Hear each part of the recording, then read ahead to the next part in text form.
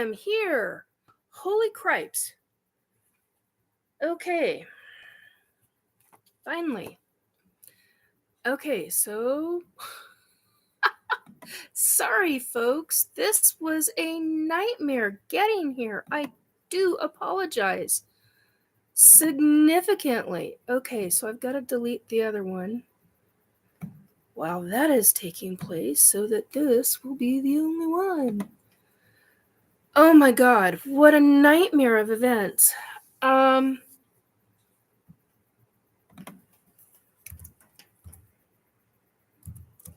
I'm here now.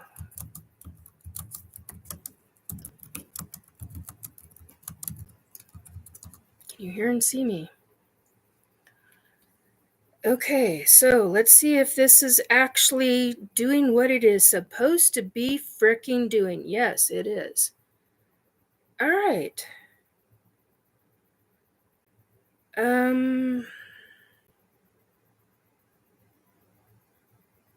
Okay.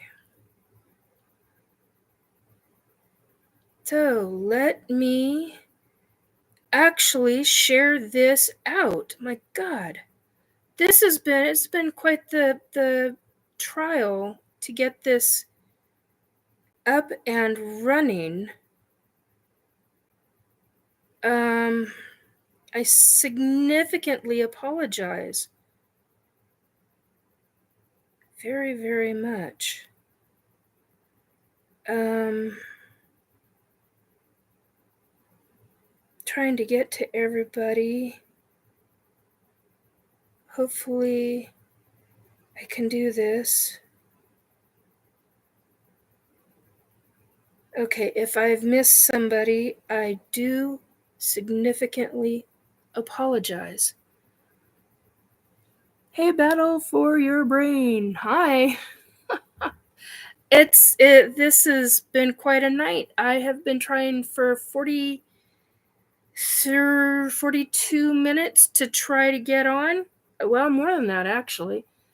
And I don't know what caused the issue, but it was a significant issue. Anyway, welcome to Restore Belief with Nikki. I am Nikki Jacobs. For those that are new, I am a psychic medium who is also an ET abductee, who is also, there's so much, they've been preparing you mean you, for me? Well, hey, that works. Anyhow, I'm actually live. God. It's been quite the trial and error getting on here tonight. It's been a while since I've had this kind of difficulty. Anyway, and as you can see, my curtain, I've got a fan going. Computer was getting a little on the, well, it wasn't that warm, but it was warm enough, and then with that kind of stress. So anyway, so tonight, hello, Woo Riders and Lil Cam 51, if you are still here, hi. Please come on back into chat. I'm going to try and do a little bit of business here so that I can get this properly shared out, because wow, this has really been a trial and error to get going. And I want to be sure that this really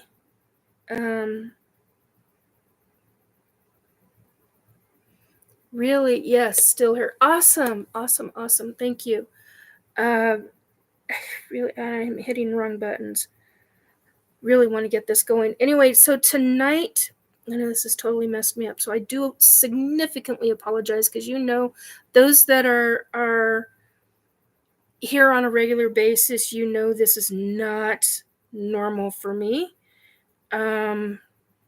So, I guess what, a couple times in 2 years, I suppose that's not bad. Come on, call it up. Thank you. Anyhow, so tonight is, go to clipboard, please. Oh my God, it didn't do it. So tonight is supposed to be talking about a combination of love and loss, which is grief. Last week I lost my mom, which has been very difficult for me, but also very difficult for the family and the extended family.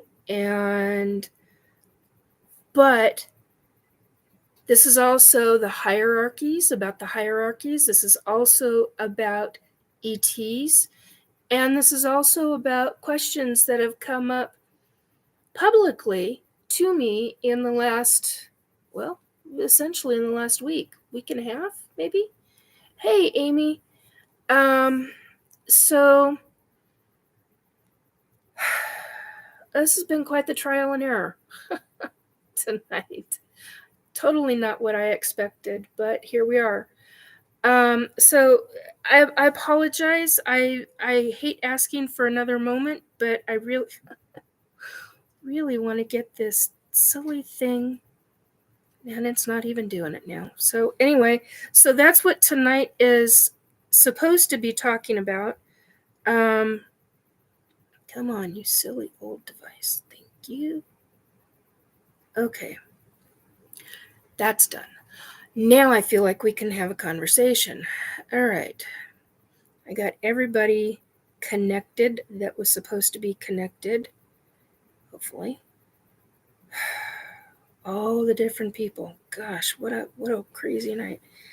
Anyway, and on top of everything else, we got violently ill. 2 days after my mom, well, a day, 24 hours after my mom had died, our family got hit with the norovirus, like really hard. And it's been quite a series of events. So the fact that I'm still, I did a live broadcast yesterday on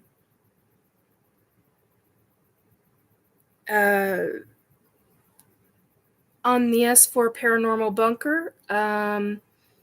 And that was a very good show, which is why I put it in the description box, because we talked quite extensively about ufology and the public's perception of ufology, and how the media, well, some of the media, but mostly how Hollywood and the government has come into play and has changed the significant perception of ufology.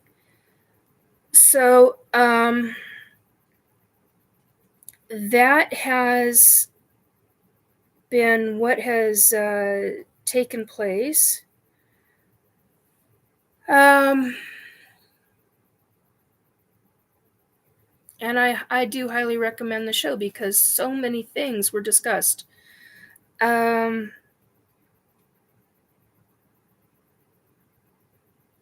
And to family that may be watching, I love you. And we all go through our grief in our own way. And you all have known my mom. She was 87. You all have known my mom. And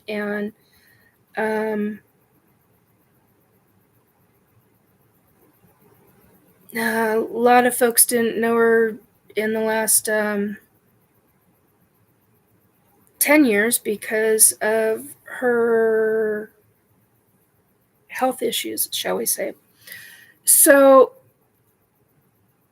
and that's why I say loss and love and loss, because this part is about my mom, but it's also about grief. And it's also about, and if you don't want to hear about this part of it, come back in a couple of minutes, because I'm going to be hitting up the ET side of things. And I know that's really where a lot of people want to come in and driving me nuts. Okay. Come in and listen. So, and I don't have a problem. I get that. But if you want to hear this and you've had grief in your life, loss, and with loss comes grief, stick around. If you so choose to. I came across the wrong way. It's just because I've got into this business mode thing, so I do apologize. Anyway, so most of you who are regular followers know that I've lost over 20. I stopped counting at over 25 people dead, over 25 people who have died in my life. When you've got great aunts and uncles where you've got a number of them have numerous siblings, and great aunts and uncles and grandparents and grandparents who were grandparents in their older years, and as some are, but that's not always the case. And so, you know, I started having, for example, this is one of my examples. I was 8 years old when my grandfather's brother died, and my uncle, my great uncle, I can't remember what, I can't remember how that is at this second, which is fine. Anyway, yeah, my great uncle, because he's my grandfather's brother. Yeah. Anyway, so at 8 years old, and so I have a distinct memory. Hey, Sandra, I didn't get you the proper link. I do apologize. I tried to get everybody. I do apologize for that, Sandra. I think I missed 4 people, and I think you were one of the 4. My sincerest apologies, my dear. Anyway, so my great uncle died at 8 years when I was 8 years old, and he was ill for a long time. I mostly remember talking with him on the couch, him laying down on my grandparents' couch, and a lot because my grandparents were caregivers to him in their home, and I was over at my grandparents' quite often when I was a young kid. And when he died, my grandmother's, this is an experience, so I'm just giving you, for some, this is going to cause maybe some trigger issues. I still get angry about this. As the adult, the little kid in me is, I've been through this through counseling and all this shit. So, but there's a point to this. There's a reason why I'm describing this. My grandmother, so this was her brother-in-law, my grandmother's take on death and how she dealt with it and how she dealt with me, with her brother-in-law, that she knew since the time she was a child. My grandparents knew each other. My dad's parents, they knew each other. Based on everything my grandmother told me and everything my grandfather told me, both of them separately, their families came over from Europe to Canada together. And one of them was born on ship, and one of them, supposedly, and one of them was born in Canada, if I remember correctly how the story went. So, thank you.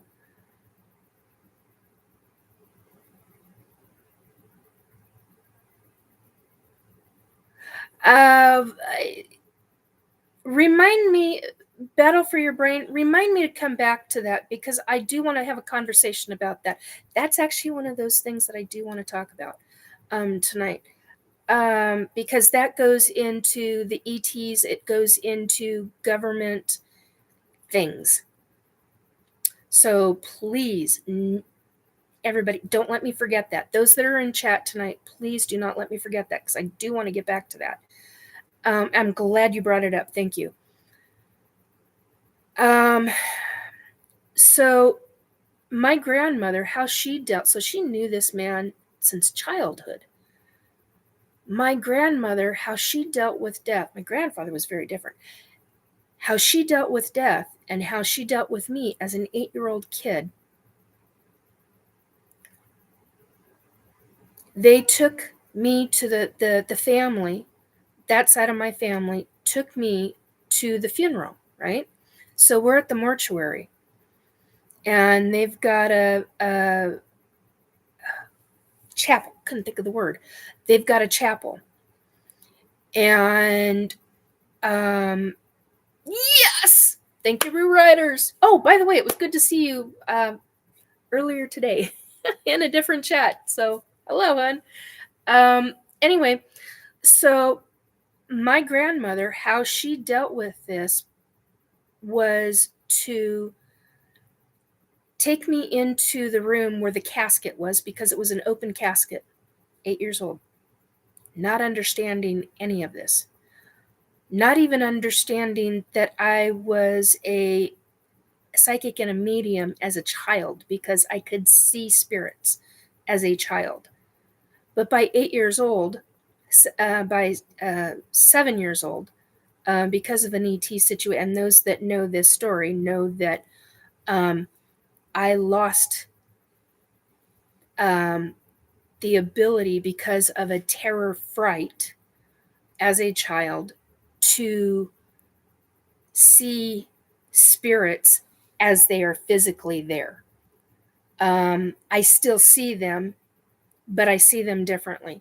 I still psychically see them. I still see them in very specific ways, but I do not see them like they are living, breathing, full-bodied apparitions like I did when I was a child, because of that ET experience, because I was so frightened. It terrified me that badly. So a year later, my uncle dies, or my great uncle. We're at the funeral. Before everybody comes to the funeral, my dad, my grandmother, my grandfather were all there. They brought me in. Grandma brought me in specifically. And holy crap, can you please knock off the high-pitched right now? I do not need that in my ears at this second. Thank you. If you need something to tell me then. Wow, but lay off the ear, please. Thank you. Appreciate it. And so everybody but my grandmother left.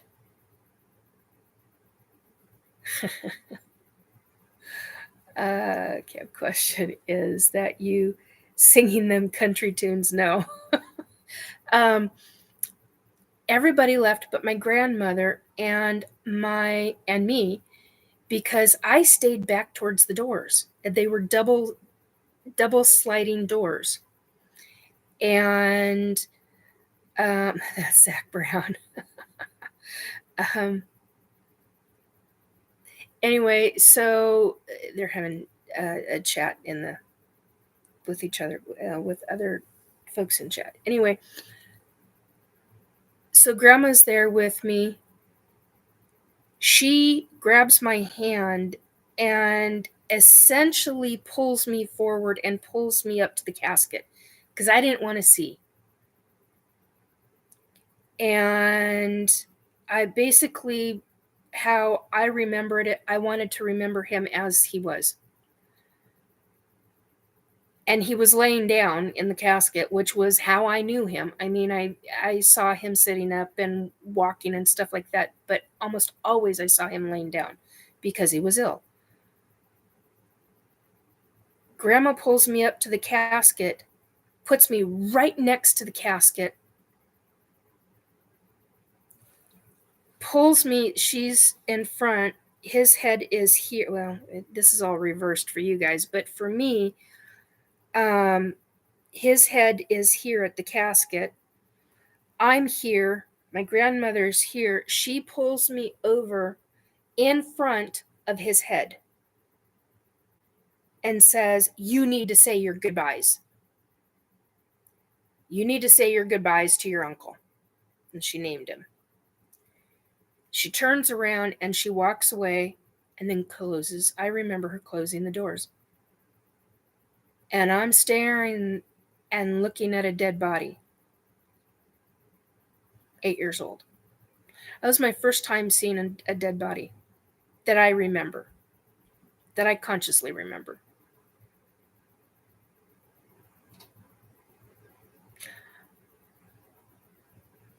I remember panicking, and I remember wanting to touch his hands because his hands were like kind of like this on his chest. They were kind of like this on his chest. And I didn't understand it. And I didn't understand why his hands were so cold. I knew what death was, but I didn't at the same time. 2 years later, my grandmother would die. Or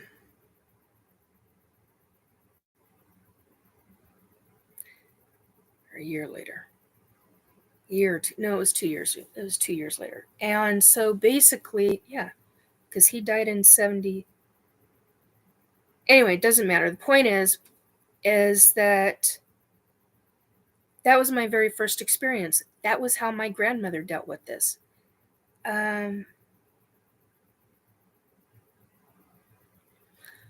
Excellent question, Amy. So, and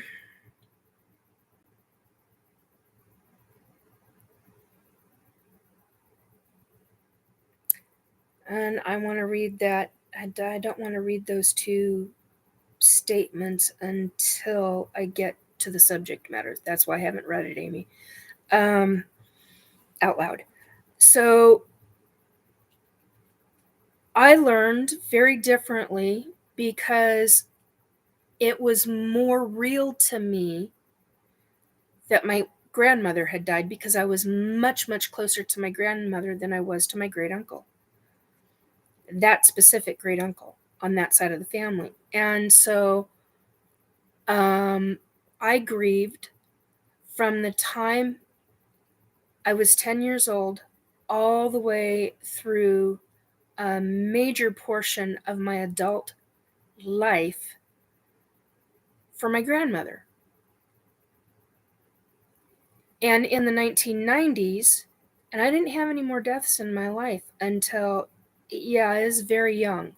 It's very young, Sandra, to go through that kind of situation and to have an adult in your life do that to a child, because that's how they saw it. That's how they dealt with it. They had already had an extensive amount of loss in their life. But this is how they dealt with it. And this is in the 70s. So, and in a couple of weeks, I'll be 57. I'm having a really hard time with that number. I didn't have an issue with 56. I haven't had an issue with 50 to 56. Not an issue. Having a big issue with 57. Really big issue. That's kind of like a major number for me. I do not understand that, but it's like, okay, whatever. Anyway, so the point being, in the 1990s, I started having a lot of loved ones. In the 1990s through the early 2000s, a lot of loved ones, a lot of friends, a lot of who were loved ones to me, a lot of acquaintances, unusual things. Yeah.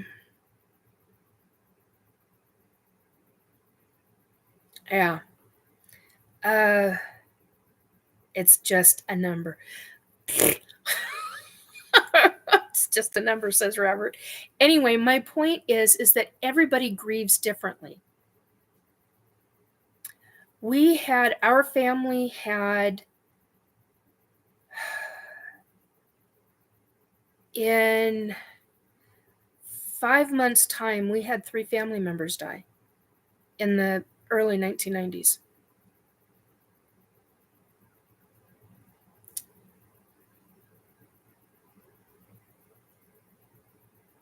within 5 years, I always get these numbers mixed up because I always goof the numbers up. Between the number of dead versus the number of years. So I do apologize if I end up having to go back and say, no, that's not correct. I goofed up the numbers. So I'm giving you a heads up now. Oh God, here goes the nose again. I'm giving you a heads up now as to if that happens, that's why it happens. Because it got so old so fast when you have that many people die at once. It's like what happened in COVID, but this wasn't COVID. Some of this was like we had a family friend. Their family, they had 2 kids. It was a couple, relatively young couple, went camping with their kids. Their kids were in a different tent. The couple were sleeping in their own tent, and the wife woke up to a deceased husband.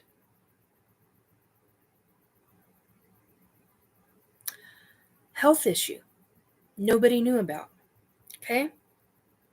Then you've got friends where you hadn't seen them for like 2 or 3 weeks. You'd been on and off the phone periodically, and you get a phone call going, we're doing a wellness check, and you're an emergency number, and then you get a phone call later, and your friend is dead. And it's like, what? Then you have a family member unexpectedly die. Then you've got, and so within 5 years' time, we had 7 people die. 7 years late, not 7 years later. So the number, we had 5 years, 7 die. 7 years, we had 9 people. It's a lot of deaths. Because of those deaths, I learned to deal with death very differently.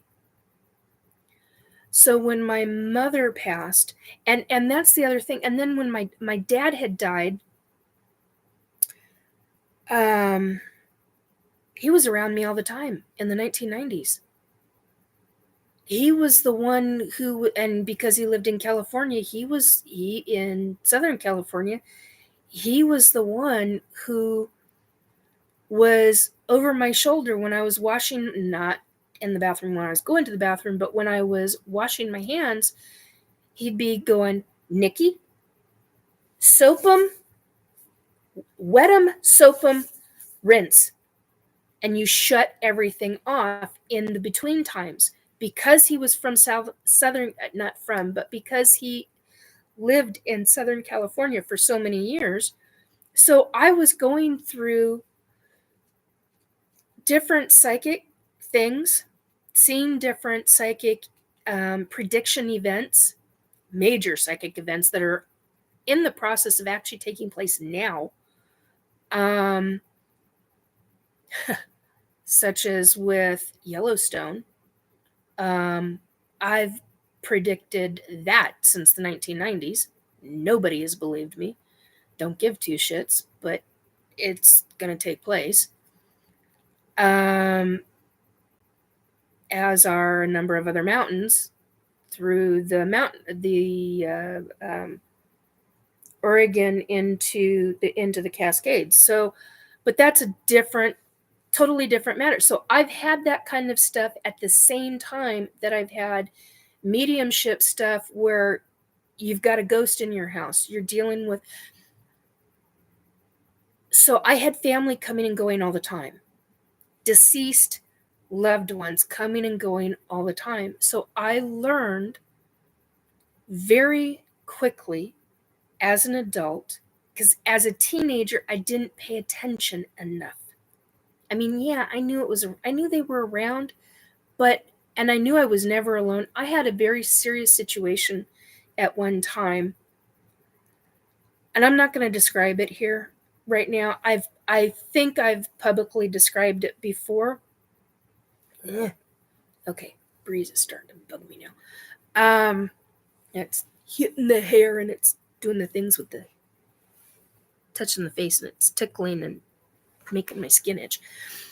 So my point is that deal with grief in your own time. When my mother died, the second her breath went out of her body, the last breath out of her body, she did not have a death rattle, by the way. A lot of people have a death rattle, not everybody does. And I can talk about this openly, probably to the horror to some family members. The ones that know me, I mean, like,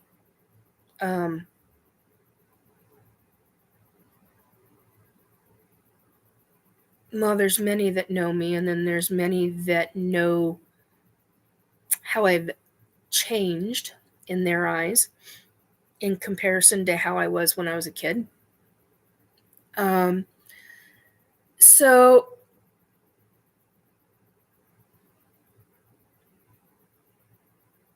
I'm sorry. Hello, Kim. I'm sorry. I'm sorry for Sandy's dad, for Sandy, her family, and that I. Oh, thank you, rewriters. Just now seeing the chat. Andrew.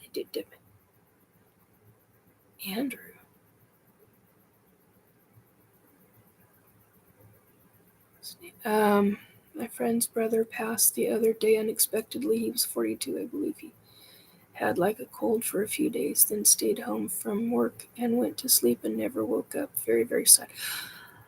Yes, that is. It happens. It happens, and it's very surprising. His name was Andrew. Prayers for him and his family appreciated. Yeah, I will put them on my list. Blue Writers, prayers your way also, Nikki. Thank you. I very much appreciate that. I have my moments because of dealing with spirits on a regular basis and knowing what I know. For example, every single person that I have known that, hey, Drew, every single person that I have known that has died, they have a time frame before where they are with their loved ones. They're with the ones that they want to be with for a very short duration of time where they are the strongest in their spirit body energy. And what takes place, I saw that. Thank you for posting that. And then thank you for deleting it, for retracting it. I appreciate that, Battle for Your Brain. I appreciate that. Because I have a tendency regarding the government, not regarding the country. So anyway, my point is that we all grieve very differently. Spirits are around us for a specific amount of time before they essentially need to take care of their business, but they will continue to be around us. Their energy will decrease to some degree. They're still strong, don't get me wrong. They are still strong, but it's not as strong as when they first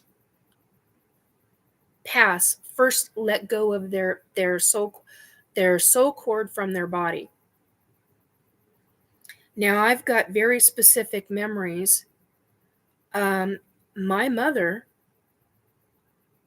I did not realize that my mother, because of what was taking place with her physical body, did not realize that as she was laying there, even though her breathing had slowed, and this may be difficult for family to hear, I'm giving you a forewarning. I am describing this because people need to understand. But if you are family, This may be something where you do not want to hear this right now.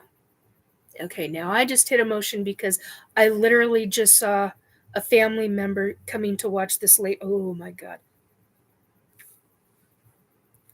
I'm sorry, but I highly recommend that my family, very specific family members, do not listen to the next 2 minutes. Those that knew my mom well. I did not realize, so it may be a trigger warning for them. That's why I'm saying it. For others, they will understand this. The family may understand this as well, but it's going to be difficult. So as her breathing started to somewhat decrease, and it was shortening down in time for her passing, I did not realize and did not feel, because I was in my own emotion, while she was there and while I was holding her hand, that she had gone into a form of what we would classify as astral. She was in the process of leaving her body, but she had not released her soul cord. She gave my grandmother a very specific message to give to me. And I called dirty pool on my grandmother, which I've never done. One thing you knew about my grandmother, and my family will know this, is that you don't call dirty pool on my grandmother. Ever. She was a very strong, very determined, very powerful woman. And I went, are you serious? I literally looked up and I said, are you serious? Grandma, really? And as my mother was in the process of taking her last inhalation and then releasing it as her last breath, and as her last breath released, her soul cord released from her body. I felt that. That one's hard for me. Okay?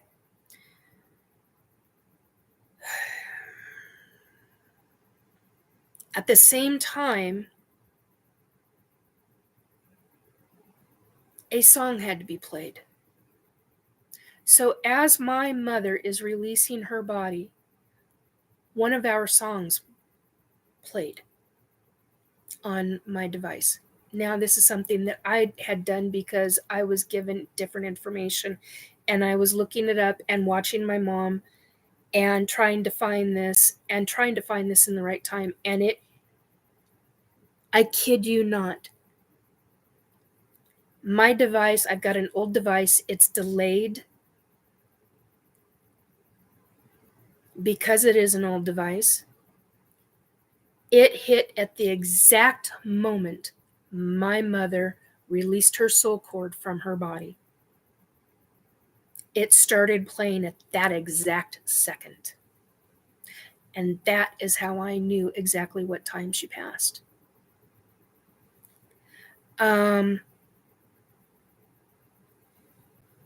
Now, I felt it, but I did not get to see it. I did not get to psychically see her go. She came up behind me.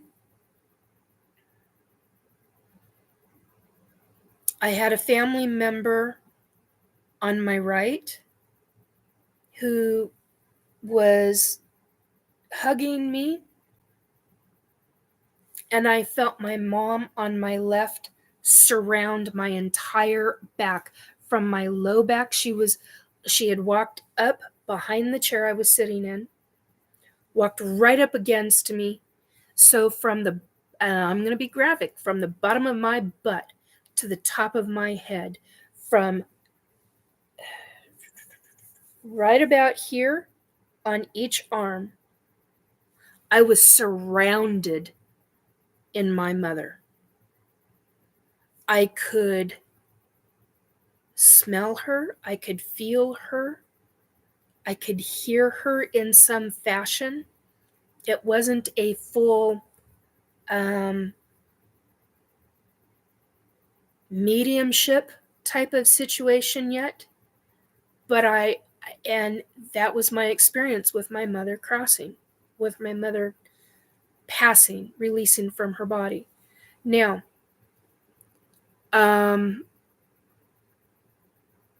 that's when I lost it.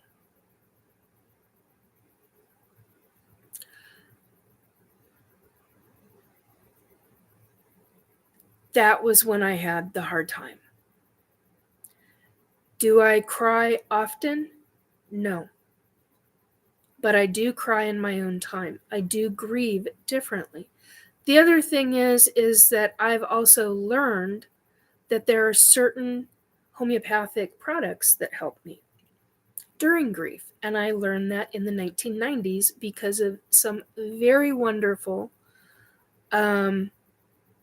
naturopathic doctors. They were a married couple in the greater Puget Sound area is how I'm going to say that. I do not want to out them, but they are a very well known, very well known. They have excellent reputations in the area, and they're both retired as far as I know. They're no longer practicing, haven't been for quite some time. And I don't honestly know if anybody took over their business or even if they're in the country anymore, because they used to go out of country quite often. But they taught me that during grief, there are certain homeopathics that can help alleviate some of the intensity, not the emotion, but some of the intensity of dealing with the emotional side of it. And thank God for them, and thank God for those products, because I have periodically, and they're for acute grief moments. They're not, some of them are not for long term. There's only one that I know of, or two that I know of. One's in pellet form and the other one's in liquid form. There's only two that I'm aware of that are for long term. So after I got home, after Mom had passed, I broke out the tincture bottle, and you can only do up to 6 drops, because otherwise you're gonna get very sick very fast. This stuff is extremely potent, and you only need a couple of drops of it. And they're tiny little drops. And it helped. Even though I continued to cry, I wasn't crying as intensely.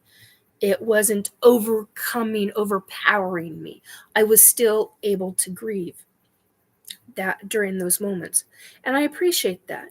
That's the other thing that people don't know. There are things out there that can help, that do not have to be drugs, do not have to be, does not have to be alcohol, you don't have to turn to things of that nature to alleviate pain. It's important to grieve. It's okay to grieve. And it's difficult to grieve.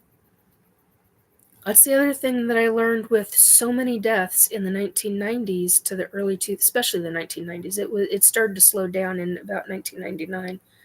1999 into the early 2000s.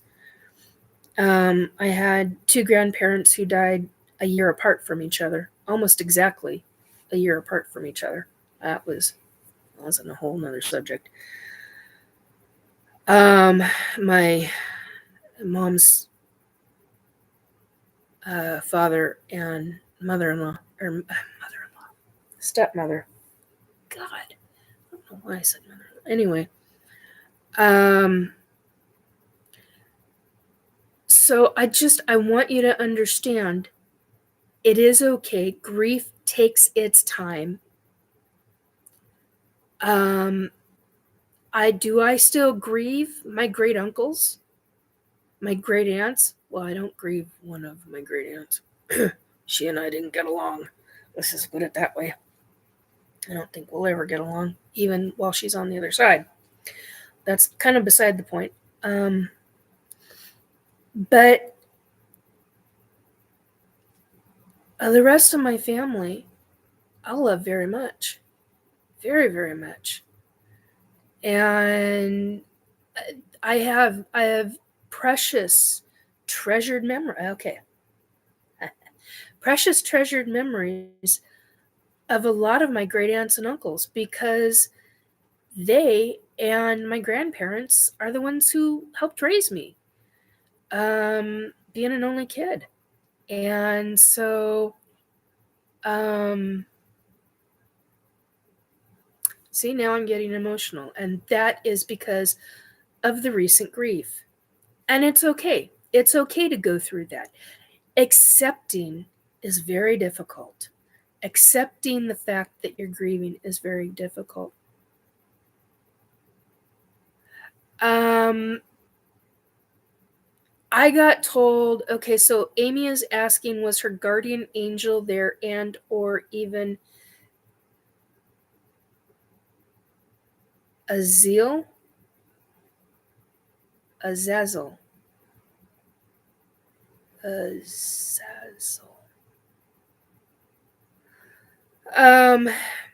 Okay, so here, that's a really good question. I got told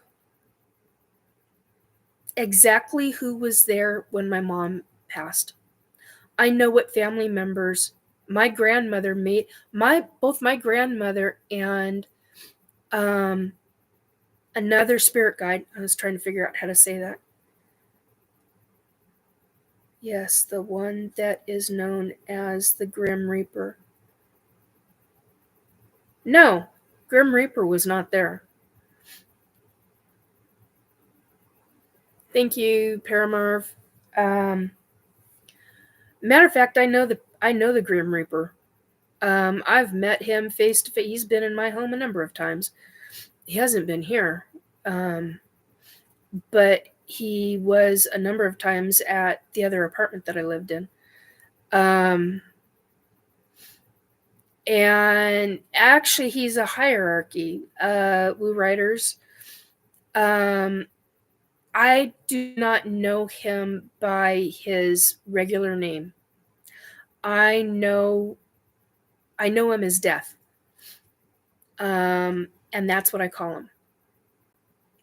And I've had numerous conversations with him when he was here. And I'm here to tell you, it's kind of interesting to see Death himself laugh. He's got a really good sense of humor. He's a very sweet, at least he has been to me. He's been a very sweet individual. But no, I did not see him there, and I was specifically told which family members were there. That's the other thing I want you guys to realize, is that when you have a family member or a loved one, oh, good grief, excuse me. I'm still working on getting over. I do not have the norovirus anymore. However, it has significantly affected the microbiome of my stomach, and I am having issues with nausea off and on, and so I'm trying to retrain my stomach and get the gut biome okay again. It's totally screwed with my system. So I apologize. I may go through bouts of nausea during this, and it's not, hi, Ange. Hi, sweetie. It's good seeing you. And it's not the virus itself. So just an FYI. Anyhow,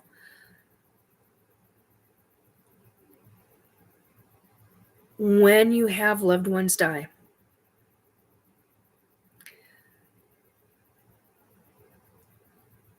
that loved one will be surrounded by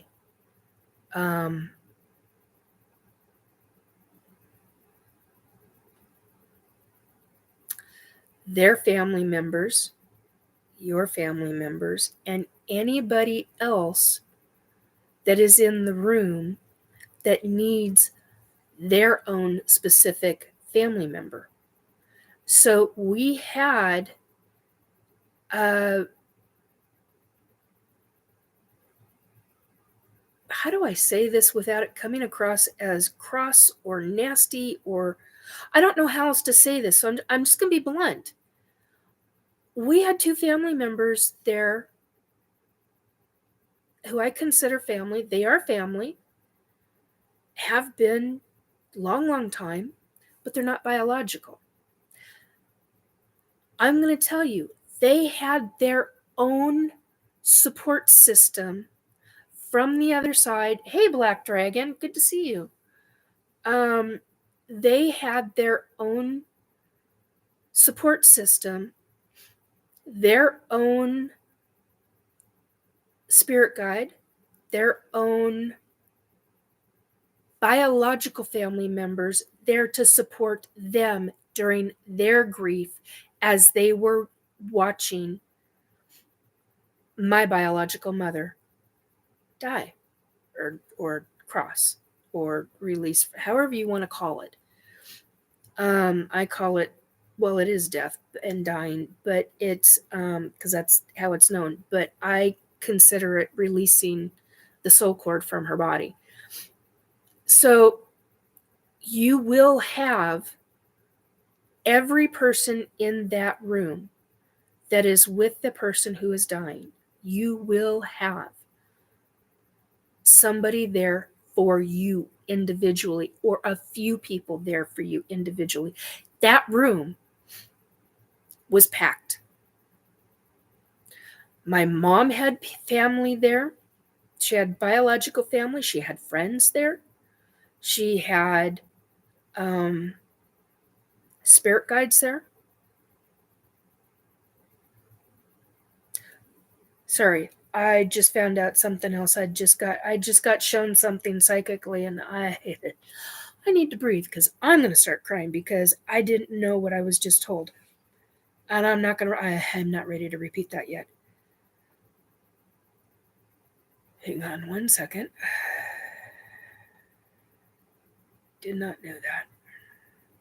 That's a private family thing. Okay. Okay, that one is for releasing after the broadcast. Okay, so what I just did is acknowledging to myself that I can release the grieving of the information that I just learned. I do not have to release it right this very second so that I can continue talking to you. Can I wait very long for that? No. And by very long, I mean days, multiple hours. No. Because then what happens for me is it gets shoved down. It gets shoved down into the core. And that's not healthy. And that is something that I have learned years ago never to do. So grieving is a process. I still grieve my grandmother. My grandmother, who died when I was 10 years old. I still grieve her, even though I talk to her. It's because I miss her physical body. I miss not being able to have full-length conversations with her. Running conversations, however you want to call that. That's the kind of things that we as individuals in this living life will miss. Now, I've gone on 54 minutes. I didn't expect to go on this long about it. But grieving is a process. Grieving of the loved ones is a process. Even if you haven't seen somebody in years upon years upon years, it's still a grieving process. You still love that person. You still have memories of that person. Hang on.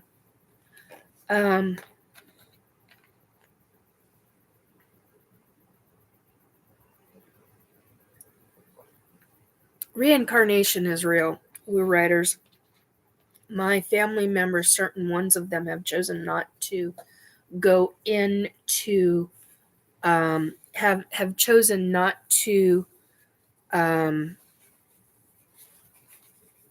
reincarnate yet.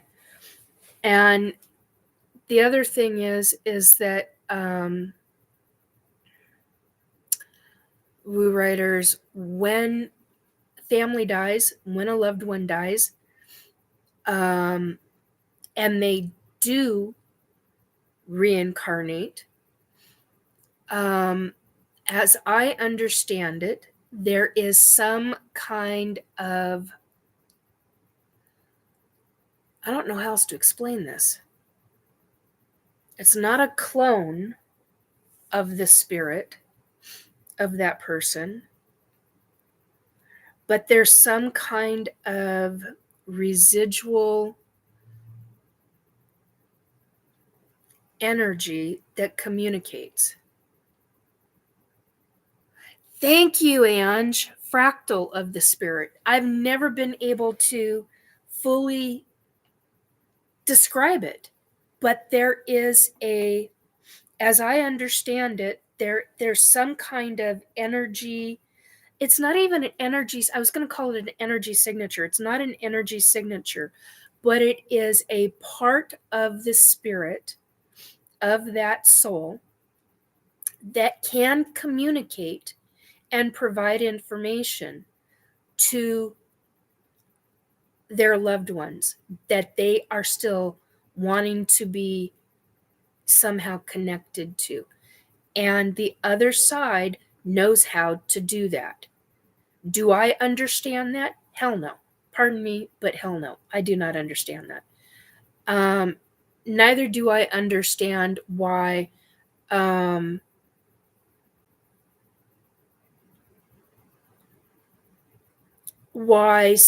evil souls that I would consider truly evil, why they are not just outright jailed. They are put into, they are put into a form of, it's kind of like a prison education system. It's a college of sorts, and they will be there until they consistently learn and learn and learn again until they, and it could take 1,000 years or more. It could take hundreds of years. It could take 1,000 years or more, until they learn that evil is not the way. They are not released out of that, lack of better words, educational system. Boy, was that predominant with me when I mean, I got told that I was going to say not long ago. That's not true. I got shown that quite a long time ago, and I didn't understand it then. I understand more of it now, but it doesn't mean I like it. And yet at the same time, there are aspects of it I really don't understand, because I'm like, then why is that soul, even though it's been reformed, re-educated, why is it why is it allowed back into the soul area to reincarnate? I do not agree with that at all. Now, I do know that there are certain souls that are not allowed, but do you understand how severe that has to be for that to happen? Okay, so anyway, I did not anticipate getting into that, but that's what I know.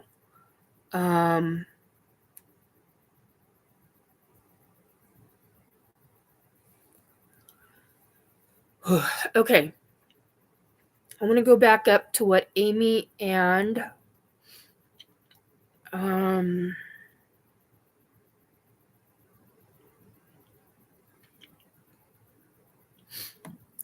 crap, who the hell was it?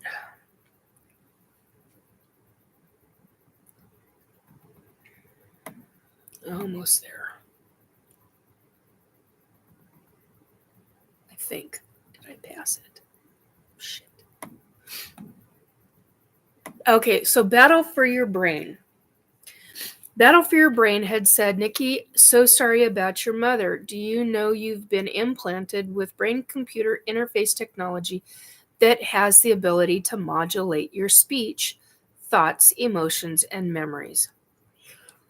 And then Amy asks, very excellent question, why do you think, at Battle for Your Brain, why do you think Nikki has technology inside herself that is controlling her?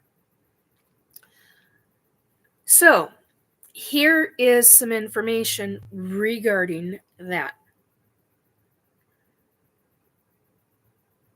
And this is going to get into conspiracy theory, as some would consider it conspiracy theory. However, it's become science fact now because they're doing studies. Different folks are doing studies. Okay, I want to be sure that I didn't miss anything else.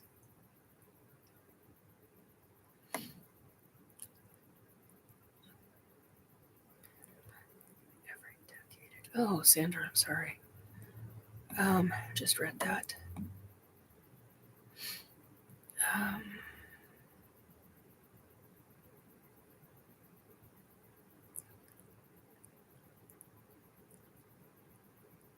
Oh, you're near Castle Rock.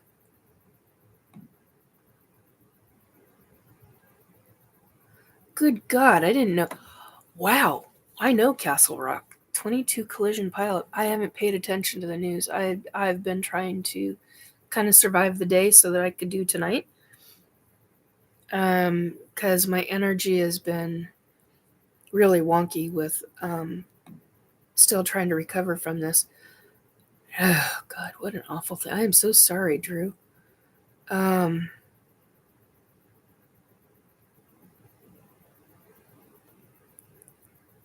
Okay, so now I'm at the bottom.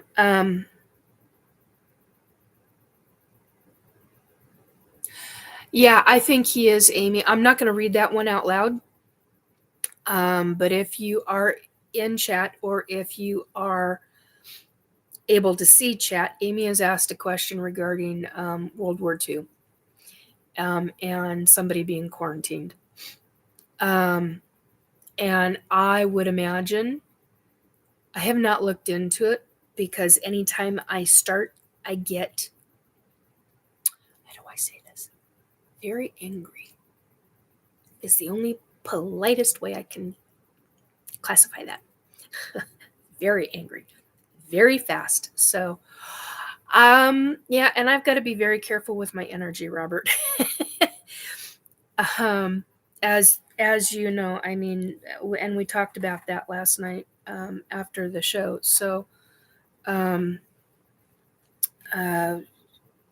especially while I'm going through this grieving process, I've got to be very careful with my energy. So, oh crap! Hang on, guys. I just lost my train of thought. So when you've oh crap, I gotta go back up. I gotta scroll back up to be able to get okay. That's what I was going to talk about. So, with certain, let's see if I can find. Okay, we're going to use this and pretend it is a. Okay, you get my point?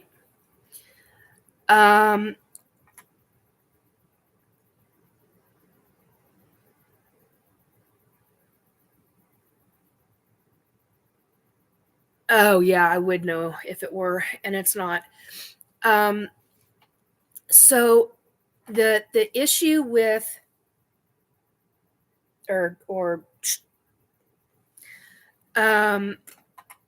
I'm not even going to say the J word or the the any of the other stuff.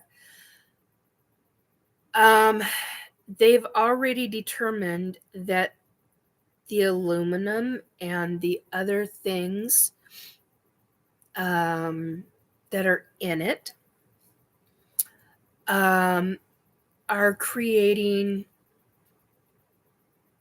significant issues in the body. Now, and I'm not talking about long. This is it, and then I'm not talking about that. I'm not talking about long. I'm talking about what was put in to these. Okay. And that one of the other things that I learned about regarding some of the starts with a V, ends with an X. Okay. Some of those have got enough aluminum in them to where I just recently heard a doctor who stopped being a very, she was a very specific kind of pediatric physician. And I just heard this 2 or 3 days ago. She talked about what she thought was in there.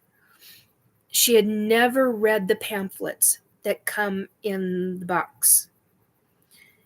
And when she read it, she said, I was horrified. And she literally stopped her practice because she refused to do. She goes, with the schedule that they've got now, it is so many doses of aluminum in the body. And now with the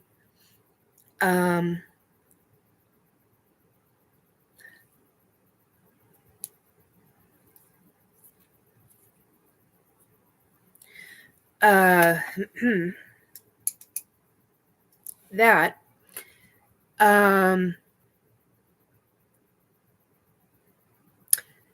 it is creating a lot of problems. Then you've got the 5G. This is science, people. This is not conspiracy theory. Do your deep research. You know this. Do your deep research. You've got the different technologies. Then you've got governments using targeted weapons against their own people. I know this firsthand experience. I know numerous people who are experiencing this right now. So bad that I wish I could describe to you what they have said, but I can't because it's been in a group.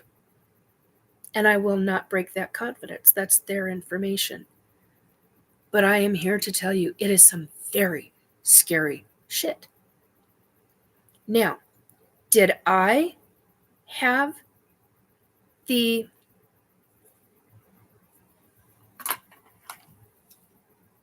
No. Hey, Tim. How you doing, Tim Mothman? Did I have that? No.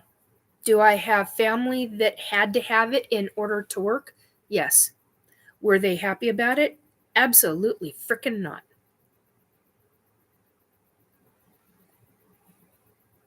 They were not. In order to keep their home, in order to keep food on the table, that is what they had to do.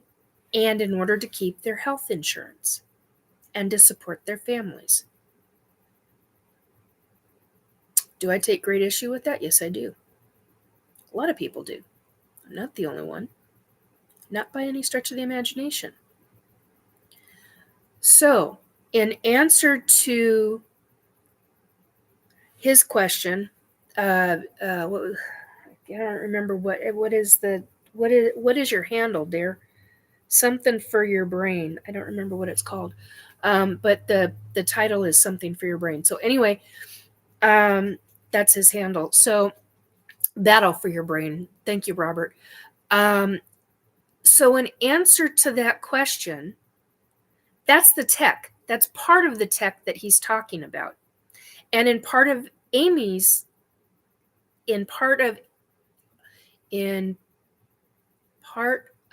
the answer to Amy's question to him, to battle for your brain, the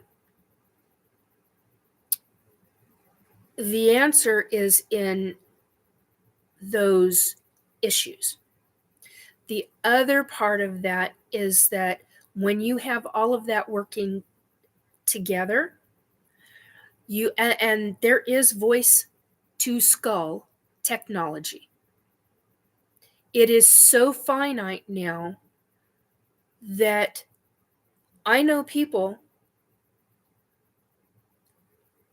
that can hear them turn on the microphone to talk to them and can hear the background behind them.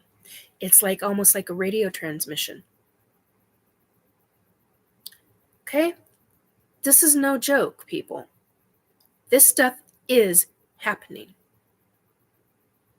So, and it's happening. The other side of this is that what I found out in the last year and a half, and more specifically in the last 10, 11 months, is that this is happening more and more to teenagers in order to control them.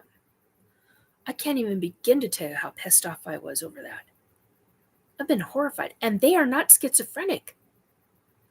Many of them, they're not schizophrenic. There's nothing medically wrong with them, psychologically wrong with typical teenagers. Think about that. Think about what is going on. That is not conspiracy theory. Look up the patents. There are patents. I do not have the patent numbers. But there are memes, lots of them, that have been put across social media, across the internet, that have gone viral, that have shown the government's own patent numbers for these devices. This is not a joke. Go look it up. Do your own research. This is why I talk about do your own research. Now, the other thing I wanted to talk about,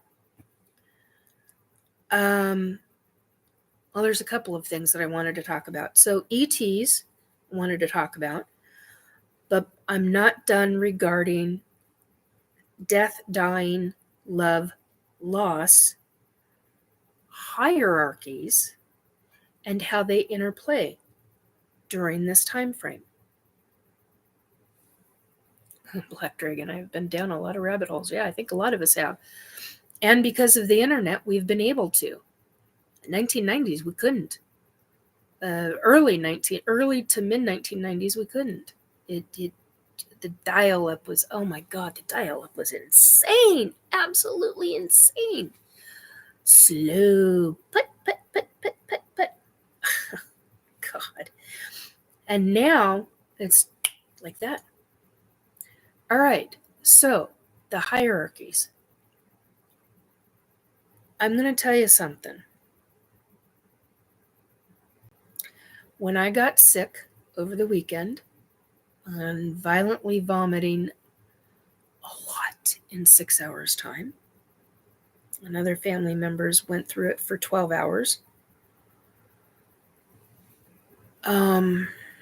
And I'm not one, when I get sick, I don't vomit. It's very, very rare for me to vomit.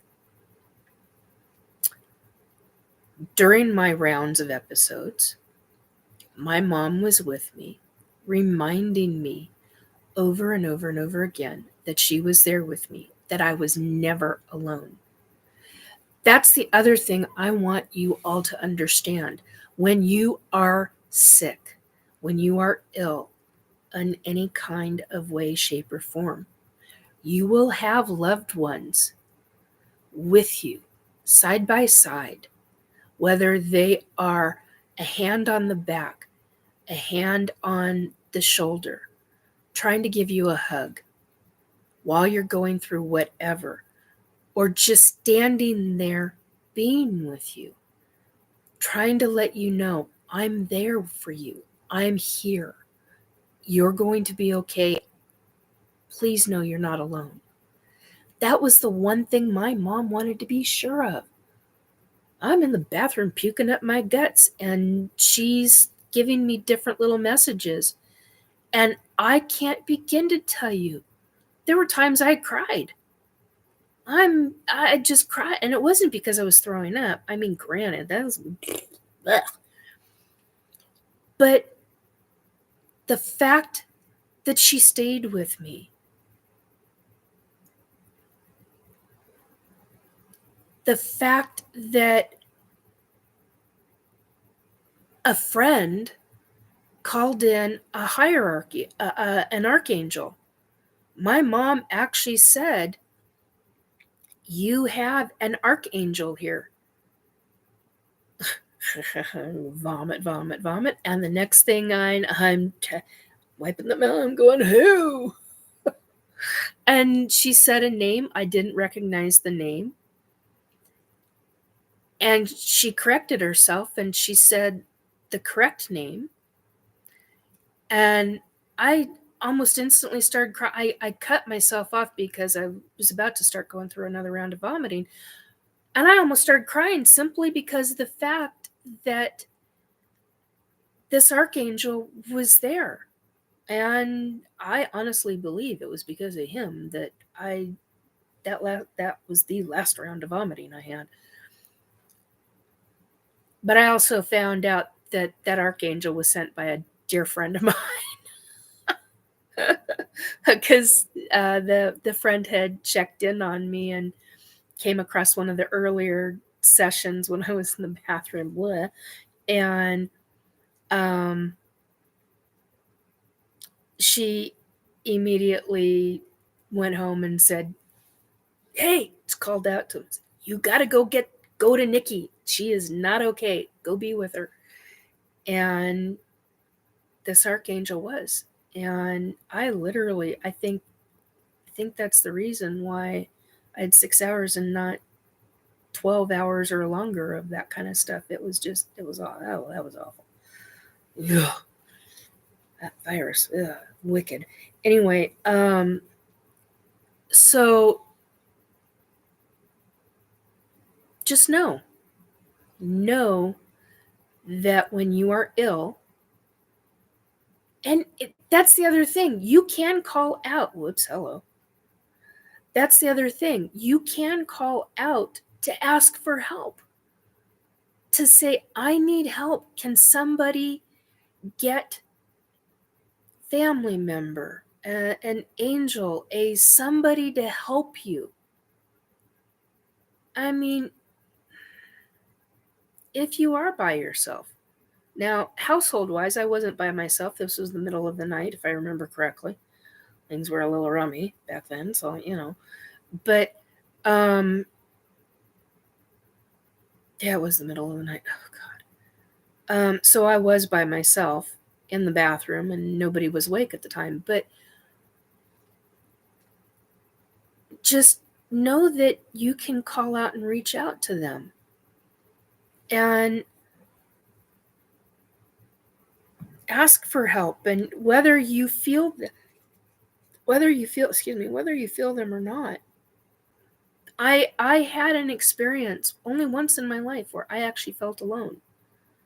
For the very first time, and the only reason why it happened, and I've talked about this before, on these live broadcasts, one of them, I think it was a year ago, a year and a half ago, whatever. Anyway,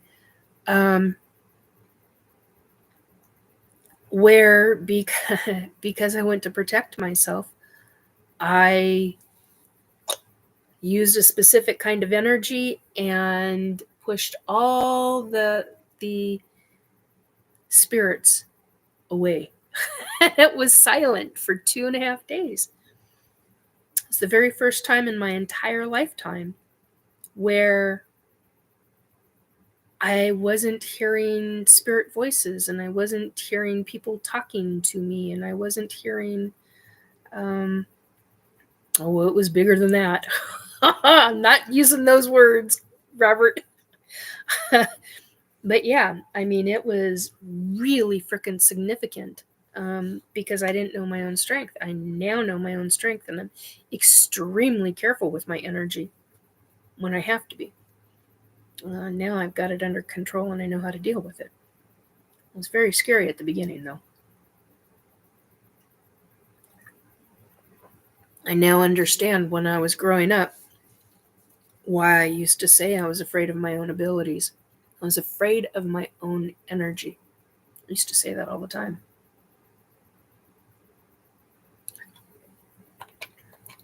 From about 7, 8 years old on, I used to say that. Anyway,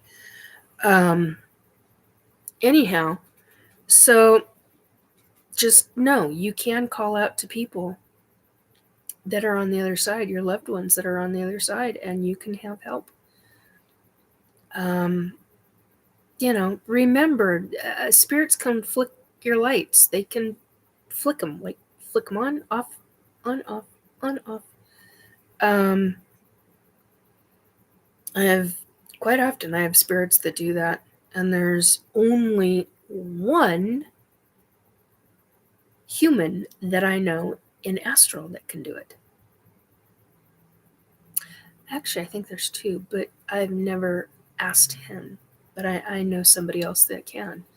So, yeah, Black Dragon says there is no limits to our energy. That's exactly correct. That is exactly correct. We are taught from birth, society in general is taught from birth, you do not have a great deal of energy.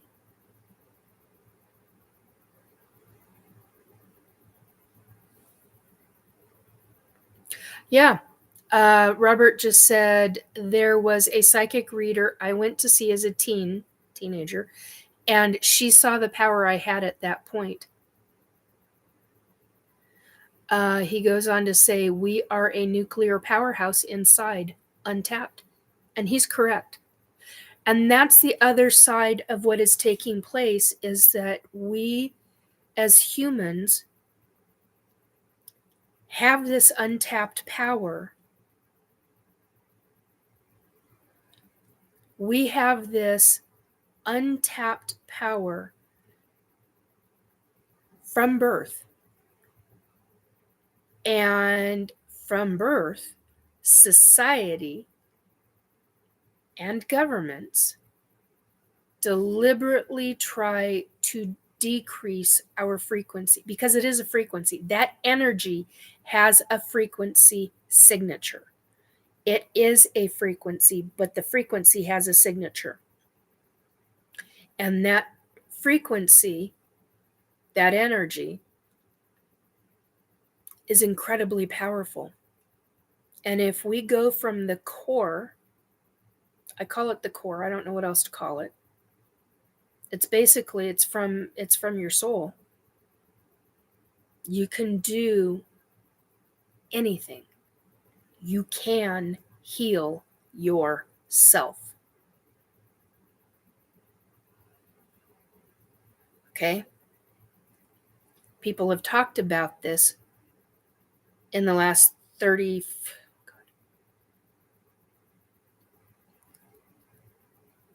since the early 80s.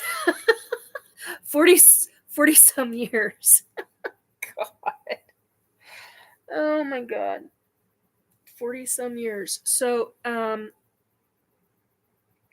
point is that learn to use that frequency. Learn to raise your energy. And I'm not talking about vitamin B12 is energy, caffeine is energy. No, I'm not talking about that. I'm talking about, and I'm not talking about the energy you go to run a mile with. I'm not talking about the energy you go to work with. I'm talking about the energy that you have from the pit of your stomach, underneath your breastbone, between your belly button and your breastbone. That's what I'm talking about. In the middle of your physical body. That's what I'm talking about. You have very strong abilities. What you think you can manifest, which is one of the reasons why I'm extremely, and I said this last night to people, it's why I am extremely careful where, when, and how I think. This is one of the reasons why the ET specifically taught me to keep my mind blank, which I am here to tell you I've never been able, well, I can't say I've never been able to do, but I have never had that kind of thing until they started teaching me. You have to have a silent mind, because every thought you think, you can manifest. And if you start dealing with your frequency in a specific way, you can manifest. So I'm at a level right now in my life to where if I think it, I can manifest it. If I put energy into it in a very specific way, I manifest it. If I focus from my brain to my core, I can manifest it. How do you think people are doing remote viewing? They're doing it a very specific way. And oh my God, my lips are starting to burn. Just a minute, guys. I've got to get, I have not, I really, really, really need my lip balm. Oh God. Really burning. Ouchie, ouchie. Yeah, I know you do, and oh God. Sorry, guys. Oh, that's so much better. Whew.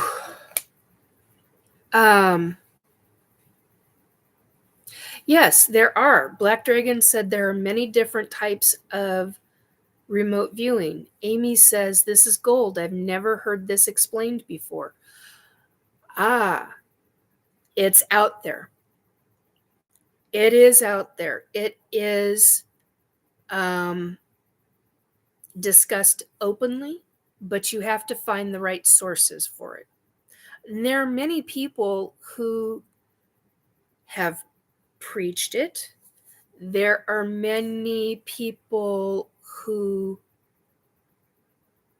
the old-fashioned term for it from the 1980s, which is different in comparison to 2025, the same term means two different things now. And I've talked about this before.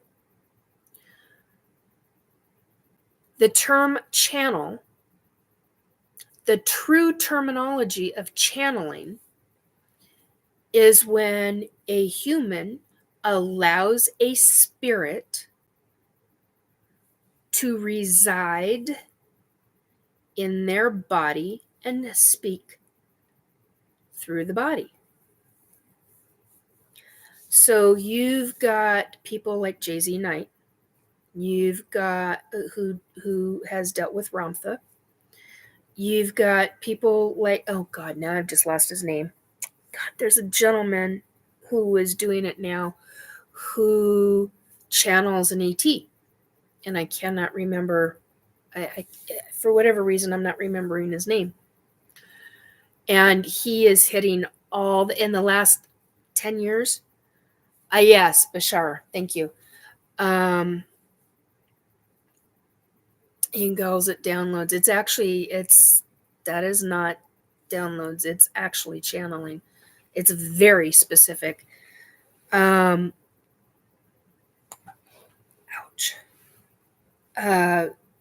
But you're literally, and so with mediumship, that's why I'm very, very descript, because I am old school. I know what the true meaning is. I've seen it. I was just about to say something, and I'm not going to say that. But I've seen it. It is very descript. And I disagree with the original meaning of it. Now, the meaning that is now, the word channeling now specifically has been altered and means mediumship abilities. I call bullshit. That to me is not channeling. That to me is talking to spirits and listening to them through your mediumship abilities, through your clairs, through your psychic abilities, and doing it that way. They are not coming into your body. They are not coming into and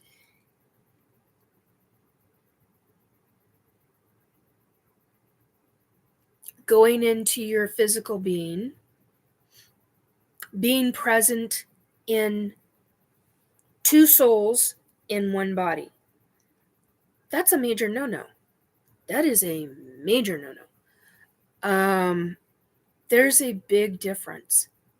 And when you have a physical body that is being taken over by yes, in many levels, it's like a walk-in. But okay, so Angie's saying, is that a walk-in? A walk-in is where one walks in, the other one releases, the one that was born in that body releases and gives that body up to the other one. I do not know exactly how that other one goes into, I know how they go into it. I do not understand how they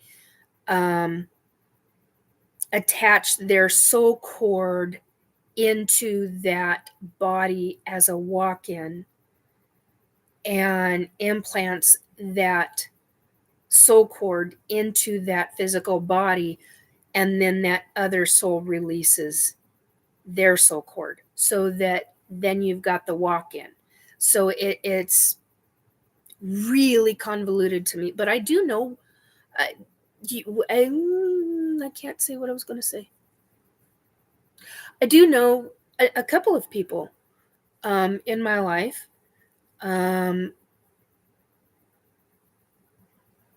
that are walk-ins, and they are almost and it's not schizophrenia. They are true walk-ins. The soul, you can feel it, and I can feel it in them. Their soul is the soul is different. The energy signature is different. It is different. Now only one of them I know before they had a walk-in. Sorry, I get a pop. Okay. I knew this one person before they had a walk-in. And they're in many ways a walk-in. It's an agreement. As I understand it, it's an agreement before the one incarnates into the body and is raised in that body, and then the other one comes in. So it gets really convoluted, and there's a lot of confusion as to all of it. I do not understand how they disconnect. They connect and disconnect. I do not understand that. I don't even know if I want to know, to be quite honest. The whole, I have a really hard time with it. I have a really, really hard time with it. In some ways, it reminds me too much of necromancy, and I think that's probably why I have such a hard time with it. But I know it's not necromancy, but I know that there's some kind of an agreement before the one soul is implanted at birth. It's an agreement between the two souls before the one that comes in and is birthed in that physical body. So that's a totally different subject that I had ever, but it's an excellent point. A walk-in is completely different than true channeling, old school channeling. And that's why I take issues when people say they're channeling spirits. Bullshit. You are using your mediumship abilities. You are using your clairs. There's a big, giant difference between using your mediumship abilities, those clairs, and true channeling. Old school channeling goes right back. I mean, it goes back a lot of years. It goes back beyond the 1960s, back into the, goes back a lot of long time. It goes back into ancient times, if I remember correctly, from what all the things that I have read over the years. Especially the things that I was reading in the 1980s. Holy crap on a cracker. I am here to tell, oh my God. Well, anybody knows a certain TV show, you know where that came from. Oh my God. So kudos and credit to the writers at Big Bang Theory. That has been oh my God. I say that periodically. I do apologize. Anyway,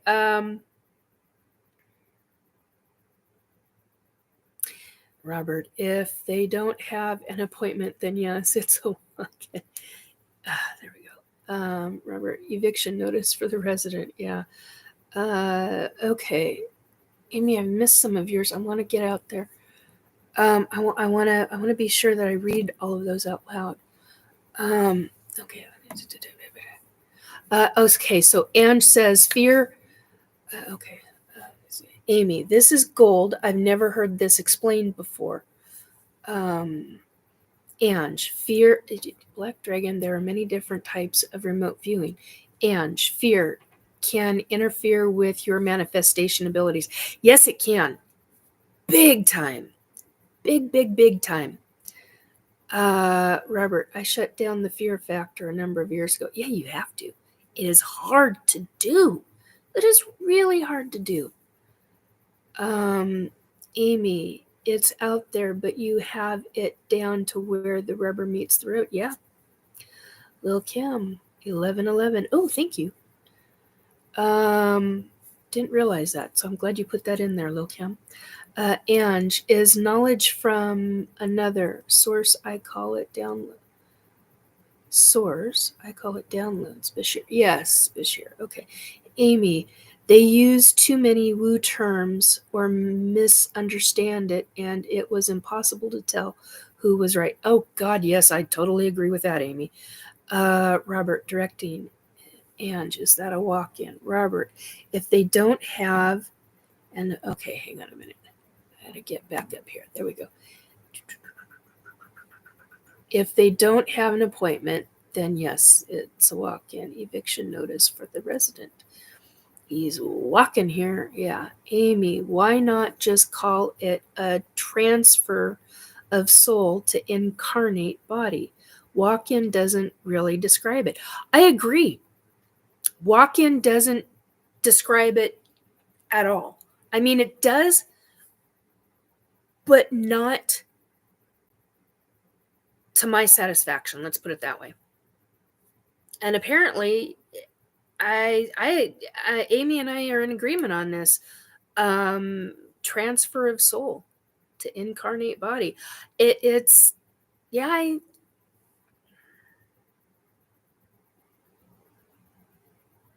transfer of soul. Yeah, I like that terminology. Black Dragon walk-in is normally associated with astral travelers. Yeah, it can be. But as I understand it, there are some walk-ins where the other soul gets shoved down and they just become the observer. They ride it out. I've heard of that. Now, I read about that in the 80s. I've also heard about it in the 80s, early 80s, 82, 83, I think. Amy, probably other beings involved with some kind of etheric surgery or something. It's possible. Robert, it's not, excuse me, it's a lot like what's done with budding plants with other plants. Yes. Not coupling. What the hell is it called? Where you slice part of a plant and you put another slice of a different plant in. I cannot think of what that's called. It's basically creating a hybrid. It's a soul hybrid, basically. It's a weird way to say it, but kind of like that. Robert, they join at a spot and meld. Yeah. Black Dragon, when you astral travel, your soul leaves the body. No. No, no, no, no, no. No. We need to make a clarification with that, Black Dragon. Okay, so he is saying when you astral travel, your soul leaves the body. It is rare if you are not protected. Another spirit can enter your body at that time. Grafting. Yes, thank you, Black Dragon. Grafting. That's exactly the word I was thinking of for the plants. When you slice one and you have a slice of another plant and you put it in and then you wrap it up. Okay, so here's where I want to make a clarification with what Black Dragon had said. Okay, when you astral travel, your soul leaves the body. It is not the soul that leaves the body. It is a form of it is one of a number of forms of your higher consciousness. That higher consciousness has a cord that is attached to your physical body. Okay? It's not the soul itself, because the soul itself is it's like the bottom of the cord that is attached to the body. And it's attached to the core of the body in a very specific way. So you know how when a pregnant woman has the placenta and the baby has the cord? Well, you know how that placenta is attached to the womb, the woman's womb. It's as if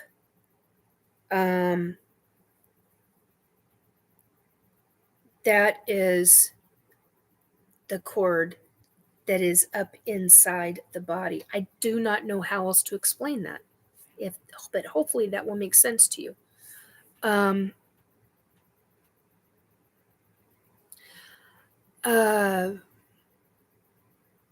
Correct, Amy. Amy says it generally never leaves the body until it's all over. Absolutely correct. It does not detach from the body until the body completely releases, such as with my mom last week. When I saw her take her last inhalation and then her last exhale, and the whole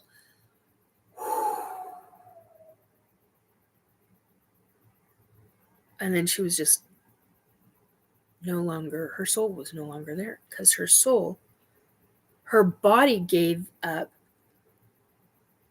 Her body gave up its last breath. And in that last physical breath is when her soul cord released from the body.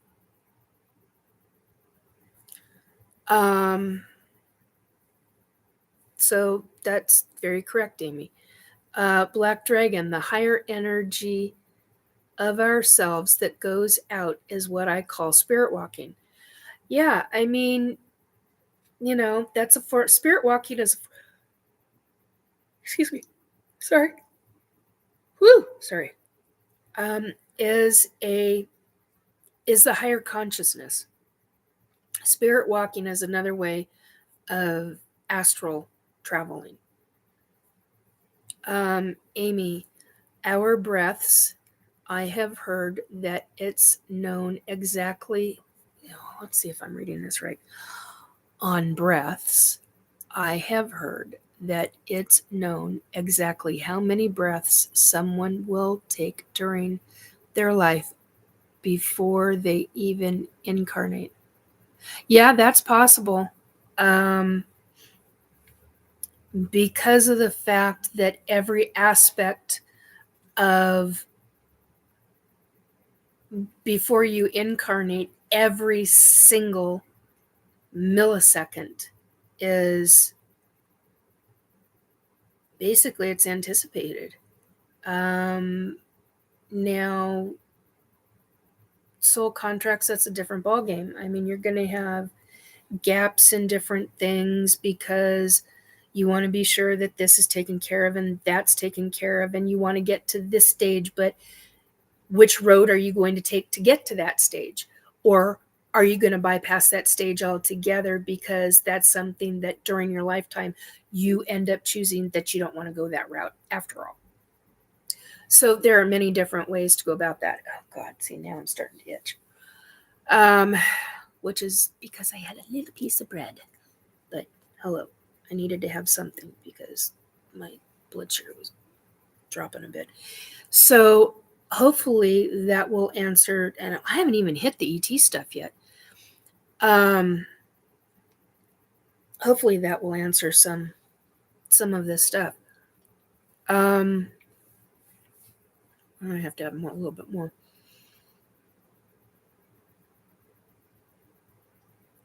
So regarding, so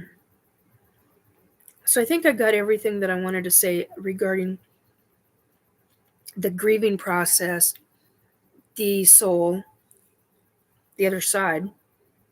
We hit a lot of subjects tonight, and I didn't really expect to be on this long. I thought maybe I'd be on for an hour because my energy level, I've had to be very, very careful with my energy level because of how I've been.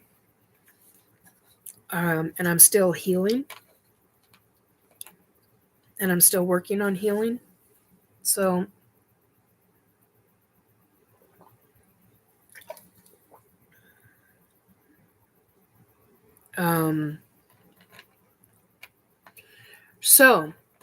I wanted to talk about, so when I was sick,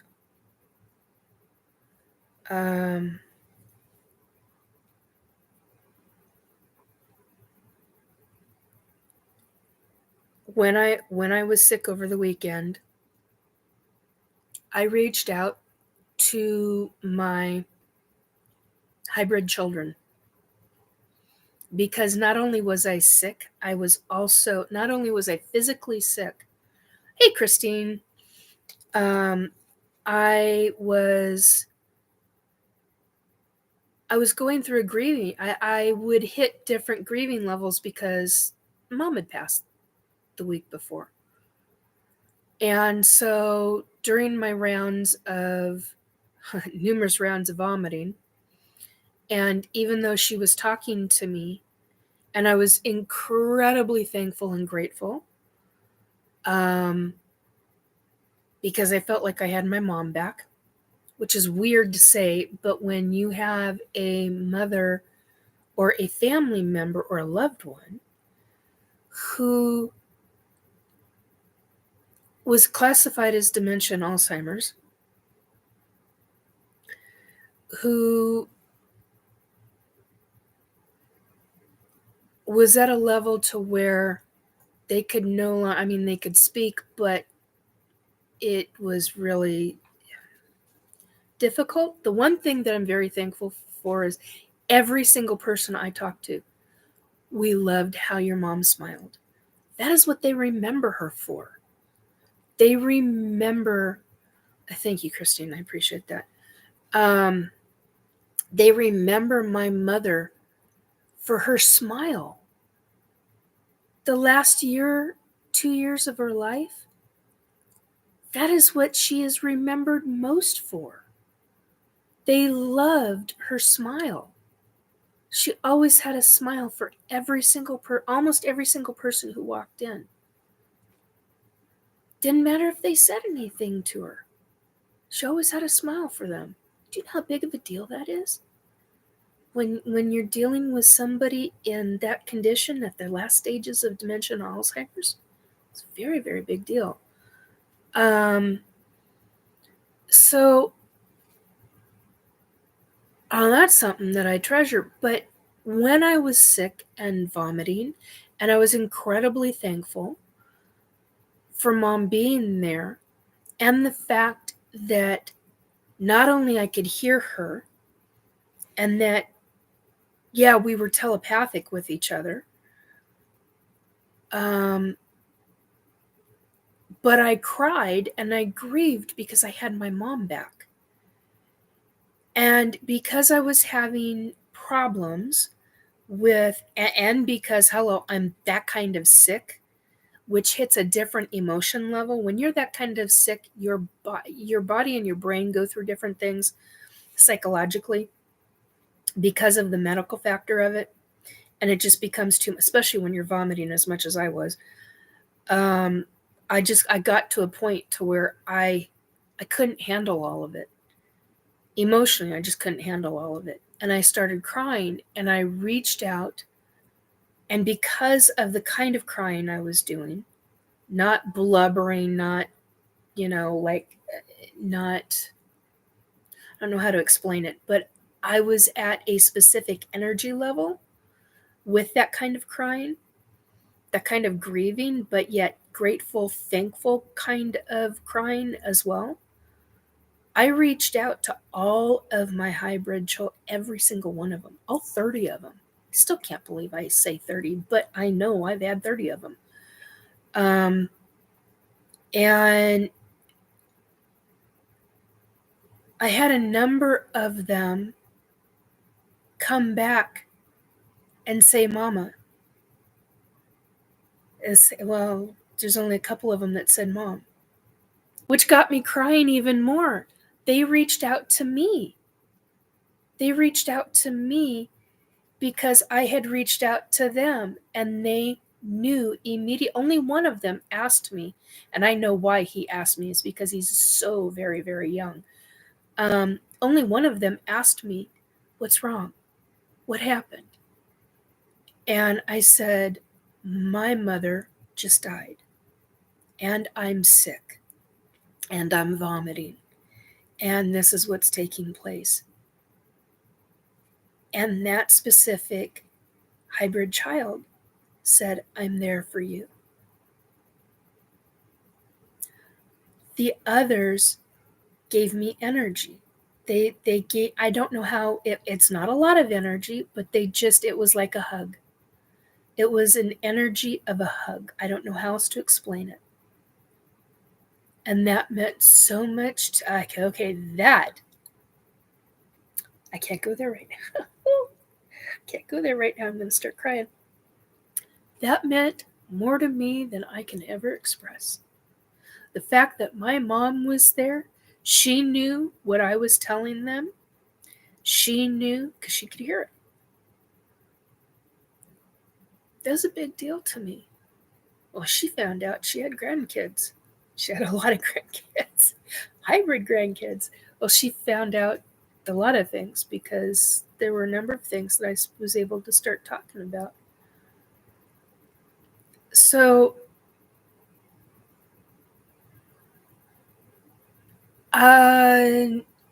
when I see my mom again, now I have not psychically seen, well, I can't say I've not psychically seen her. I've psychically seen her, but I don't know how to describe it because it's different than what I've experienced from others.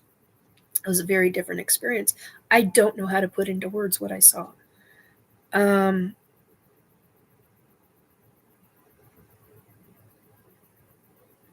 Yeah, I think I do. She looked like she was in, there's a picture of my mom that I have in our family. I gotta think of how old she would have been. Hang on a second, guys. Let's do the math. Um, so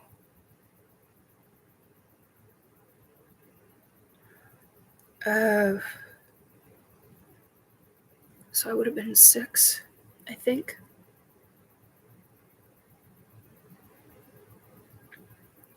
Yeah, that would have been right. Okay. Yeah. Okay, so there's a picture of my mom when she was about 36, 37 years old. That's real similar to how I saw her. But she was in a very specific outfit that she dearly loved. And so, not necessarily, Amy. I am going to contradict that. Just a minute.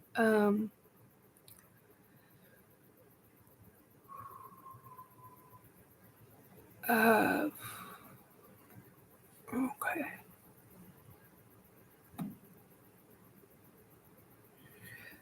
Okay, hi Christine. Black Dragon. I can spirit walk and do normal movement of my body, whereas astral travel, I have to lay down. Oh, I used to be able to astral travel while up walking around. It just depends on each person can do their own thing. Christine, so sorry for what you're going through, Black Dragon. Hello, Christine. Hello, Robert. Good to see you. Hi, Black Dragon. Christine, oh, your mom's smile for everyone. Yes. Christine, yes, it is rare for that and a big deal. Yes. Amy, now when you see her again, she will appear as she did when you were a kid or even younger. Yes and no. So when I feel her energy feels like she's in her 50s, late 40s, early 50s. But the time that I saw her, that one time that I saw her, she 36, 37 years old. Robert, oh geez, Fred just said, imagine the postage costs for the Christmas gifts from your mom to the grand. Oh my God. Well, they know how to get in contact with her if they so choose to. I mean, the ETs are extremely, because they are so advanced, they are extremely well versed in astral travel, in high energy travel. Sorry, guys, my nose just started running. Amy, between 20 to 30 is typical. I guess we can adjust that to make an optimal contact who we want. Whoa, wait a minute. Did I miss that? I guess we can adjust that to make an optimal contact who we want.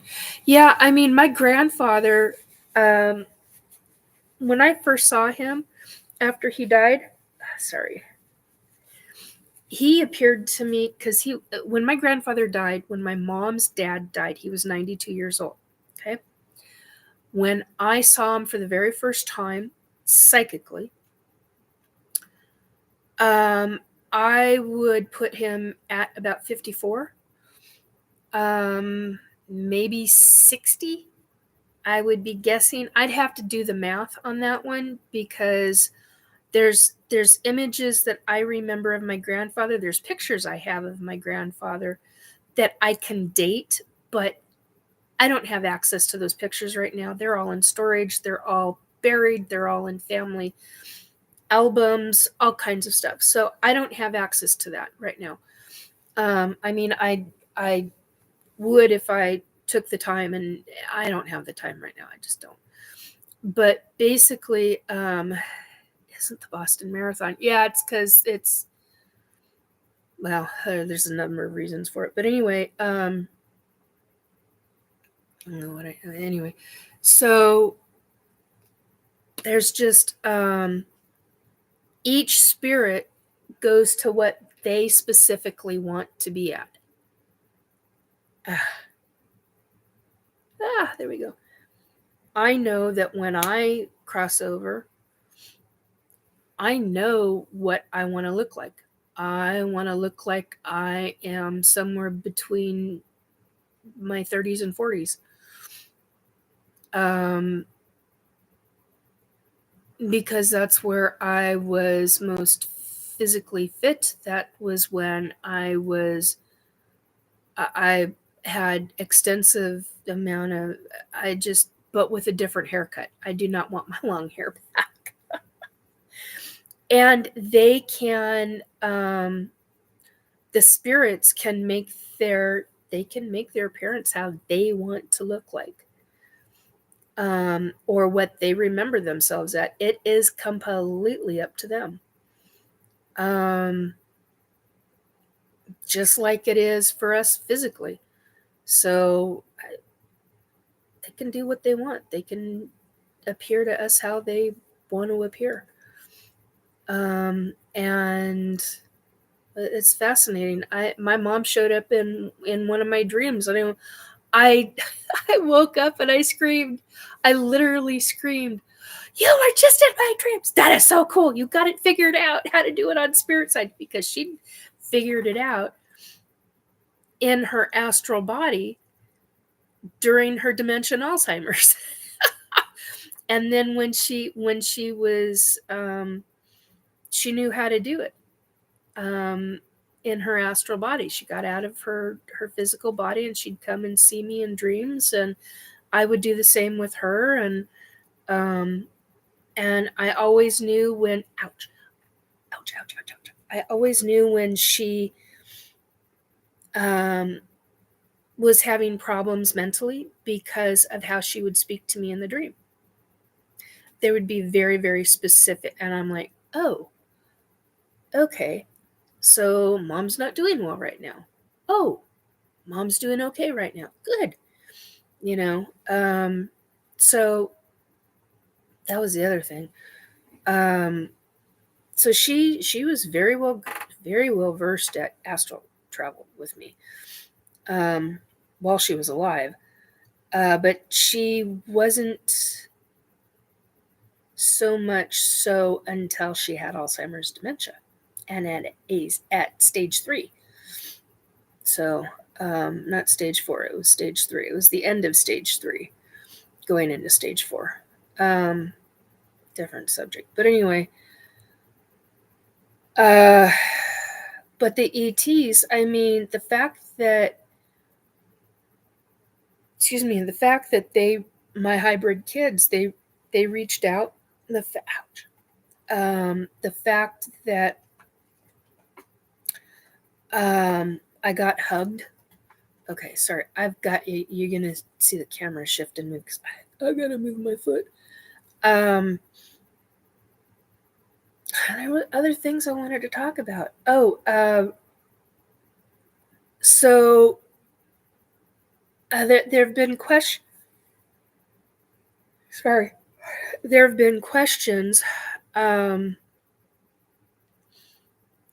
me by the public.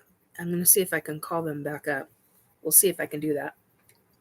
Hang on a second, folks. Let me call it all up. Yeah. Bum.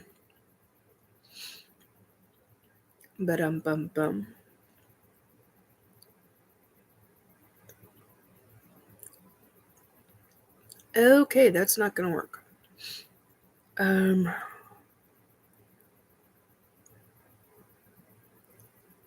Maybe I have it under N.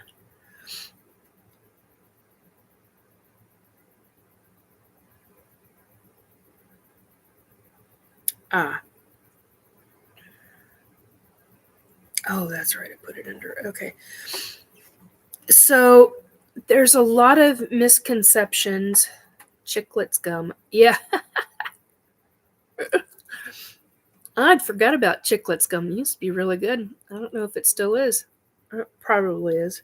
They still sell it. I know that. Or at least they used to. I don't know about after COVID, but they used to.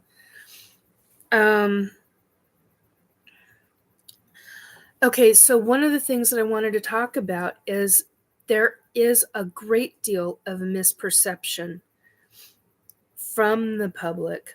Oh, this is what we talked about last night. Both Robert and I were on video on the S4 Paranormal Bunker last night. The link is in the description box below. If you want to go and watch and listen to it.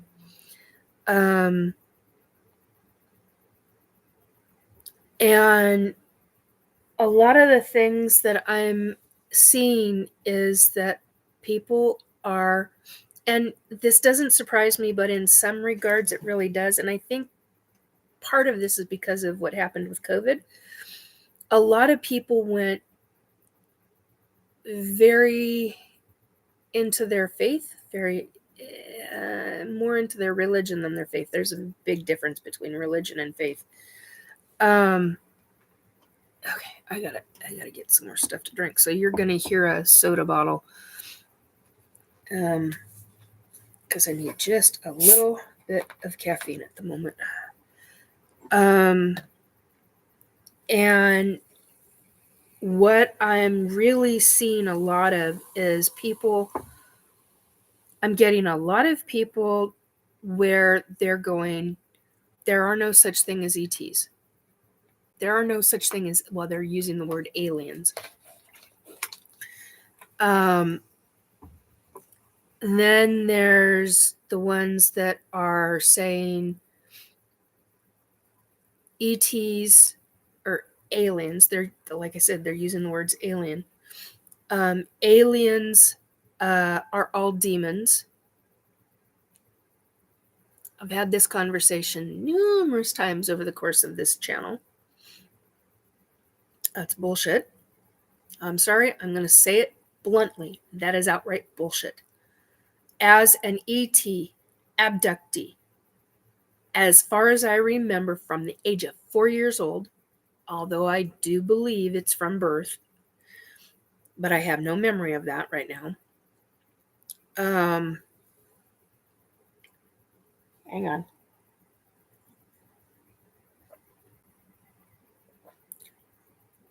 Thank you to Sue for this. Love my mug. Whoopsie do. Wrong way. There we go. Same thing on the other side. The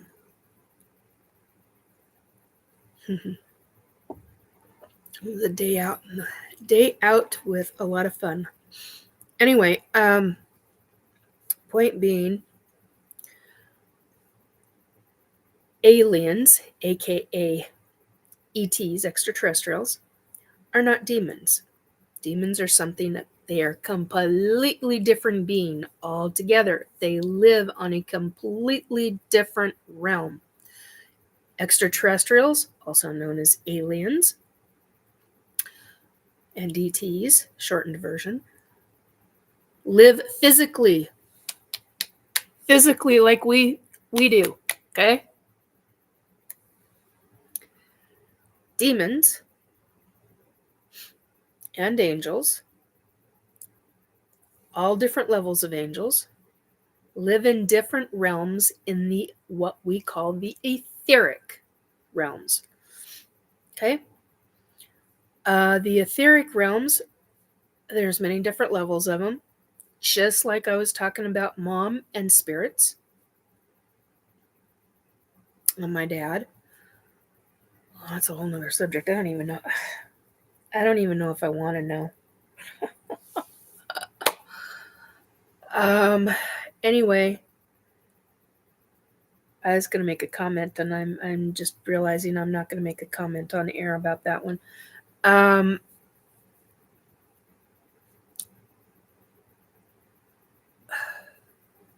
Spirits are in the etheric as well.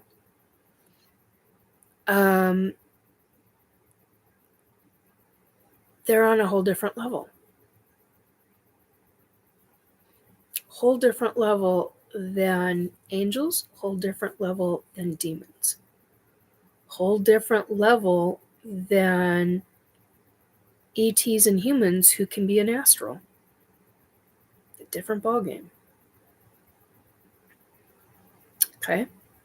The Akashic Records is in the etheric. The Akashic Records is in a different realm of the etheric. There are multiple different levels. Some people call it multiverse. And yet multiverse can mean numerous different things. And in some people's mind, multiverse means one thing and one thing only regarding science. It revolves around numerous different factors. So there's that aspect of it.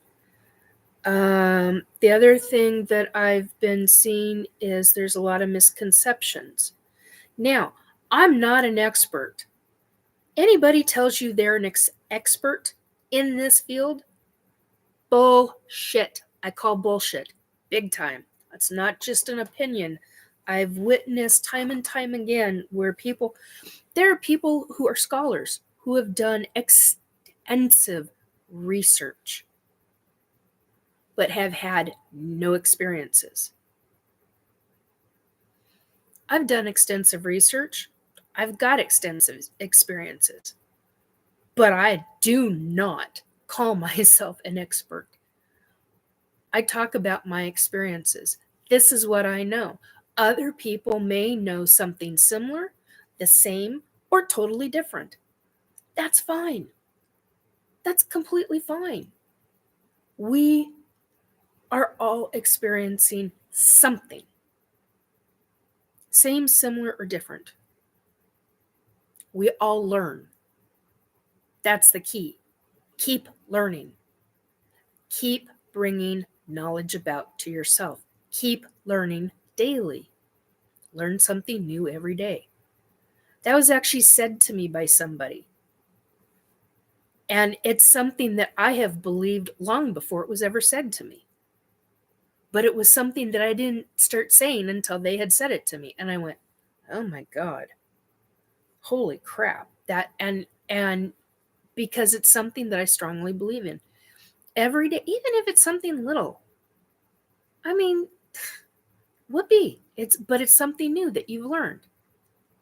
Because when you increase your knowledge base, you're opening yourself up in different ways. You're learning new information.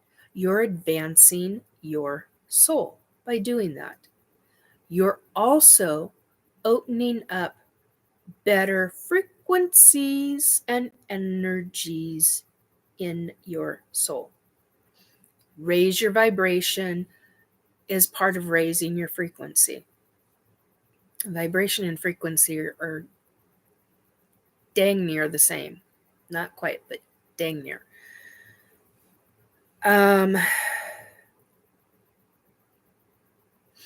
Anyway, learn to work on learning every day. Something new, even if it's tiny. If you don't know how to operate a screwdriver, find a screwdriver and learn how to twist it. If you don't have those kind of skills, learn. Teach yourself. Watch videos. I mean, you have the advantage now to where I, in my 50s, had to be taught by somebody else, or I'd pick up a screwdriver and learn it on my own by trial and error testing. Well, now you've got technology that can show you in practically a blink of an eye. Research it. Find out. If you find something interesting, if you find something controversial, look up more information. The more you learn, the better you become on all kinds of knowledge. Oh, dear God, excuse me. Sorry. I apologize. That's what I get for having soda. I try not to do, but I do when I've been sick or when I'm trying to get back on track and being okay. So do what you need to do. And here's the thing. One of the things that the positive ETs want us doing as a humanity, as humans, is to raise our vibrational frequency. And the reason for that is because it gets us out of the negativity that is taking place. The more you raise your vibrational frequency, the better off you will become for your soul, for your physical energy. You'll start seeing different things. If you want to stay stagnant, stay stagnant. I do not recommend it. It causes issues in life. It can create medical, neurological, and psychological issues. It can create anger, bitterness, hatefulness, deceit.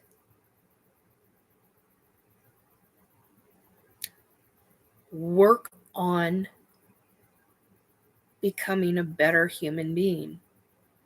And what I mean by that is raise your frequency, help your brain to help your soul to advance further. The more you open up about different subjects, whether you like the subject or not, look into a subject that you don't like. Hell, I have. Haven't liked it at times. But there are times when it's necessary. Sometimes you will find other information you didn't anticipate. That's kind of a big deal. Now, will it change your mind about the subject? Not necessarily. But it means that you now have that knowledge for your future in case you may need it for another purpose. Now, I've learned that one over and over and over and over again. Different little subjects I really wasn't interested in, but I paid attention to the signs that the other side was giving me. And I'm like, oh, man, I don't want to frickin' learn that. I don't want anything to do with that. I can't stand that subject. You need to look into it.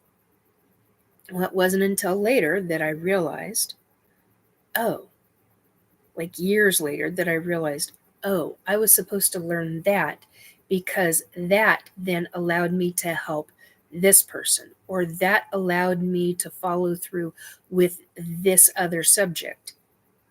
That knowledge can eventually help you in other things later on down the line. Think about that. Knowledge is equal to power.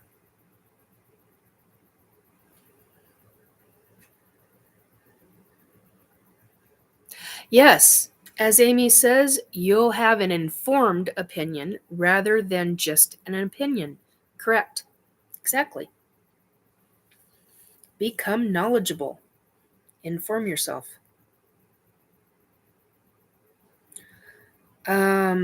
Okay, so those were things that I've learned regarding what I'm seeing in the public. Some questions, let's see if I can call. Okay, so I had, oh God, where the hell is it? I had mentioned recently, let's see if I can call it back up.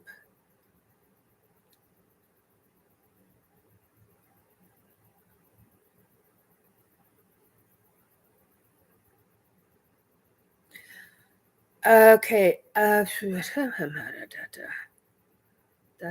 not what I wanted to read. That's what I wanted to read. No, it's not. Damn. Just a minute. Frick, is it?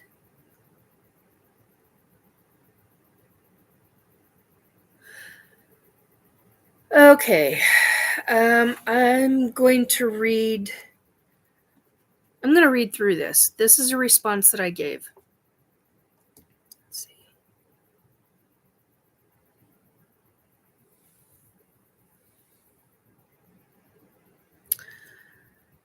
Regarding souls, as a psychic medium who has experienced years' worth of death regarding loved ones and acquaintances, and who has had a plethora of paranormal experiences, I have learned the human body is the genetic material which houses the soul.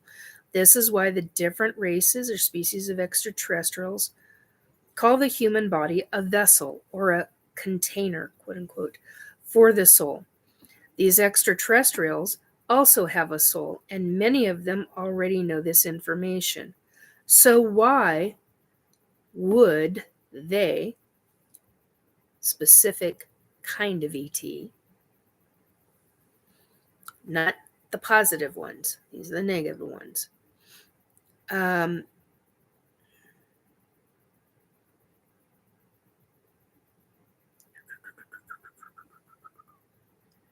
so why would they be asking, okay, these extraterrestrials also have a soul, and many of them already know this information. So why would they be asking questions and making statements as if they do not know, especially since they are thousands upon thousands of years more advanced than humans already are? Why would they be presenting this information as if they are unaware? That is highly questionable and suspicious. Regarding a soul itself, the soul incarnates into a body, but only after a certain time frame of where the human brain has been formed, the embryonic development stage. Then the soul chooses its timing to, quote unquote, incarnate after the brain has been formed, and it goes into that continuously forming body of the infant. The soul chooses at which time it wants to be in the infant's body and to become that human. Okay, now, as a lifelong ET abductee, here's what I know from vast, lifelong years of experiences. Not all extraterrestrials want what is stated in this video. They were talking about military and a bunch of really rather detrimental things. Though what is described in this video actually sounds more like the draconian races and species of extraterrestrials, though I am still suspicious that any race or species of ET are asking those questions because they should already know this information, where it sounds like more like the draconians are being deceptive. True draconians. Because vast other races of extraterrestrial already know that piece of information, and they use that knowledge in various ways. But in the grand scheme of things, and from personal experience, it's actually the higher consciousness that numerous other races and species of ET want of us humans, and who use human consciousness to do various things with, as do the human global governments of Earth, who are working with certain detrimental races, species of extraterrestrials for nefarious purposes. Now, I know that this information because of my lifelong vast experiences dealing with ETs who do not work with global governments and who want nothing to do with them, but also because of dealing with certain asshole global governments, though usually US government, high-ranking officers who are working with certain races and species of extraterrestrial, where what they are doing, it's wicked beyond anything we can even begin to imagine. It's some very scary shit and has been happening for generations upon generations on Earth and elsewhere. People must really start paying attention and be doing extensive deep dives and research into anything they question, because a lot of the information is out there to eventually be found. Once one becomes aware, it is incredibly difficult to no longer be deliberately blinded by what is taking place on this planet and the vast lies and deep deceptions by vast global governments who are highly involved. And not every government is involved. However, vast amounts actually are. And that's where one must be extremely careful. And careful.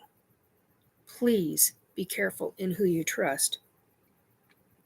Write journal notes, but please create a locked down security system for those notes, because once that person starts becoming aware, if they discuss the information they have found with others around them, those others can become either defensive or be in their own form of denial due to perceived conditioning by family and societal norms, or might be surprisingly supportive, as the information, depending upon how deep the information goes, can potentially break some relationships or make other relationships stronger. Please be very careful in who you trust.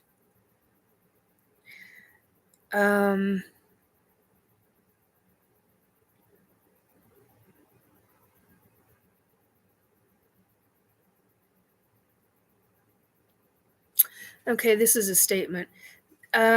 These specific ETs are a people who are typically very loving and caring individuals and who actually care about humans and the advancement of humans and humanity. They have a deep affinity for us and want only the best for us. And yes, they deeply despise the other types of ETs who work with global governments, because those other kinds of ETs go against everything these blue-looking ETs believe in, because other ETs want detrimental and nefarious things with humans.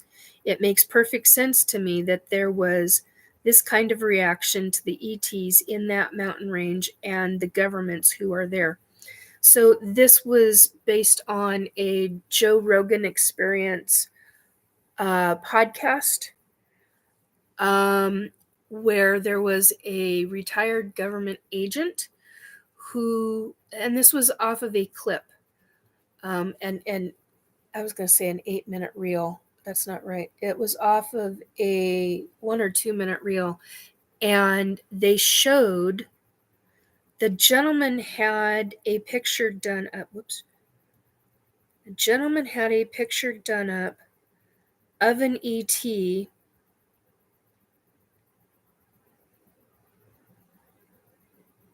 and it is the best depiction I have ever come across. God. Yes, get off my screen. Thank you. Yeah. Go. Hang on 1 second. Let's see if I can do this without showing.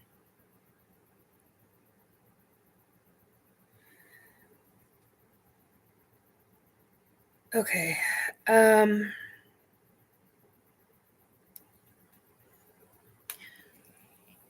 This, I've seen these. These ETs are very loving and caring. Now, this one has a blue-gray tinge to it. It's more blue than gray. You're not necessarily seeing it so much right now. You can't quite see, and there's no ears.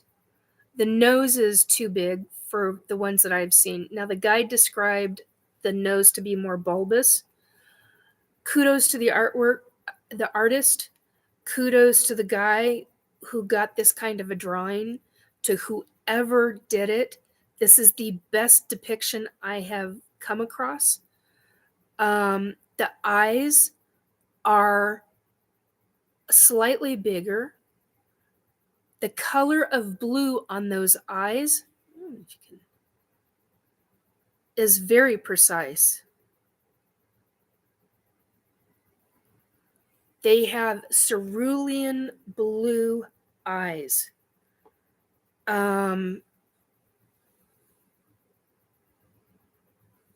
Oh, good to know. Jason Sand's description of blue alien he saw, Nikki. Is that who that is? This guy was an older guy. I thought Jason Sands was not an older gentleman. So, but this, and me showing this is solely for educational purposes only. No copyright infringement intended whatsoever. It's totally for educational purposes. I have seen, now this goes the same with this one. I have seen and been in the presence of one that resembles this. They are truly frightening. Typically, you do not see them with their mouth open. I've seen male and female. About 9 feet tall, 8 to 9 feet tall. Same thing. Whoever the artist is, phenomenal. Whether it's from a movie or not, I don't know. I do not know. But the teeth, granted, the teeth aren't quite right, but it's really freaking close. The skin coloring is a little darker than what I've seen, and a little bit more green than what I've seen. And I know art, so I know what the hell I'm talking about when I'm talking about colors. The ones I have seen, they're a little bit more tawny brown than green. They have a slight green undertone, but it's not quite like this. And this has more yellow to it. So,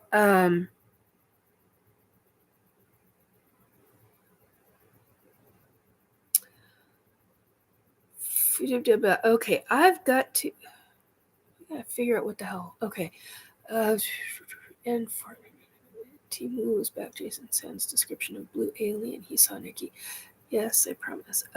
Amy 4D 65 CF 77 digital cat meowing in hexadecimal. That's funny.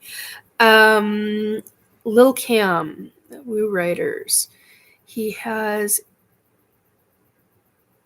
an interesting story. Him and Chris Bledsoe are my faves.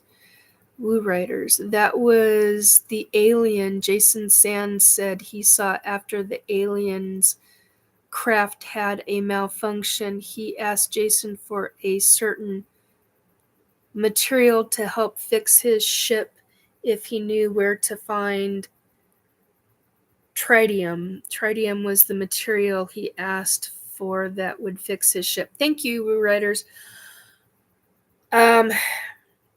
The blue one, right? Not this. Anyway, I've seen both male and female of this guy. The females have no breasts. They have no genitalia. Male, female, neither.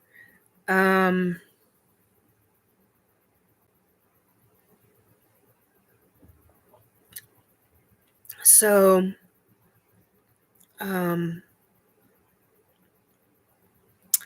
it's interesting too, because I've seen ETs that look like this human.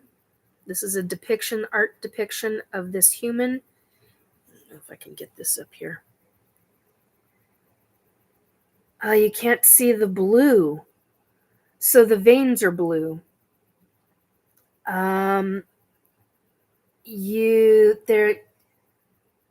Shit.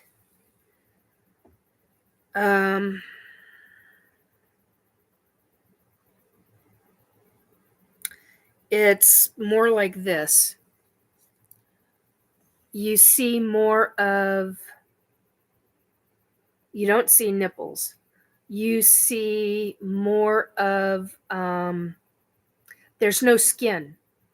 They do not look like they've got a skin over them. You literally see, it's like there's translucent skin, and you see red muscles and blue veins, and you see a shit ton of blue veins.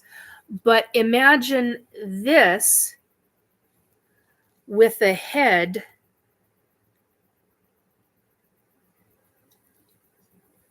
of that. I've seen that combination. Now, I've also seen a combination that looks like this with bent backwards legs. Okay?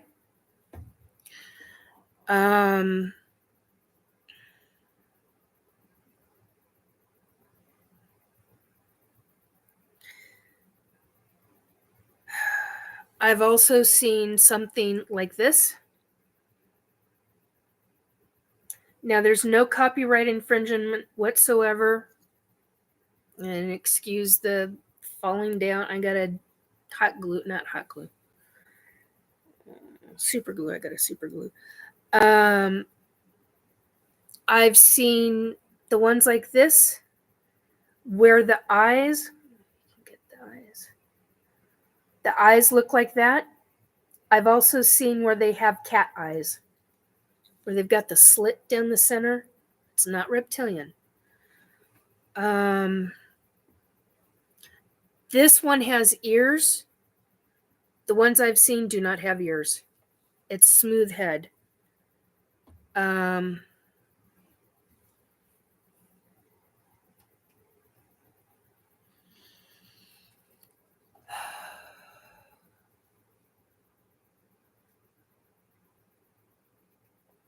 No, they're hidden. The sex organs are hidden. Okay, Amy, though that is too easy if you really want to have some fun with the NSA transmit text in KOI-7 and see if the young ones can figure it out. Oh, God. You guys in your tech. Woo Writers, why does it seem that missed NHI species get rid of their sex organs, essentially bringing them to extinction or close to it from all accounts we have heard? Okay, in answer to that question, the sex organs are hidden. It's not that they don't have any, it's that they are inside the body. And a section of the body opens up and the sex organs are revealed. Let's just put it that way. Woo Writers, it's like their lust for technology, maybe unintentionally, but the technology seems to put them almost to extinction. Yeah, some of the races, yes. Lil Cam, creepy. Yeah, no shit. The lips are wrong. I look at this. The lips are wrong. The lips need to be skinnier, and so does this section of the nose. The bridge, it comes down here, and this nose is much smaller. It's like that. Okay? And this section of the nose isn't, it's not quite human like this, but it's, I don't know how else to explain it. But this is the pretty closest rendition that I've come across so far. Excuse me, whoever these artists are, whether it's AI, whether it's an actual artist, human artist, whoever's doing it, I mean, and whether it's for movies or not, like I said, none of this is intentional for copyright infringement. I want to show you examples of what I have seen, and this is the only way I know how to do it, because I can't draw all of that. I don't have, not only do I not have the time, my art skills have diminished quite significantly. And if I can use something as an example and then describe more, it at least gives you, whoever you are in the public, it gives you an example to know who I've dealt with, to know that these are real, to know what to look for if you ever come across them.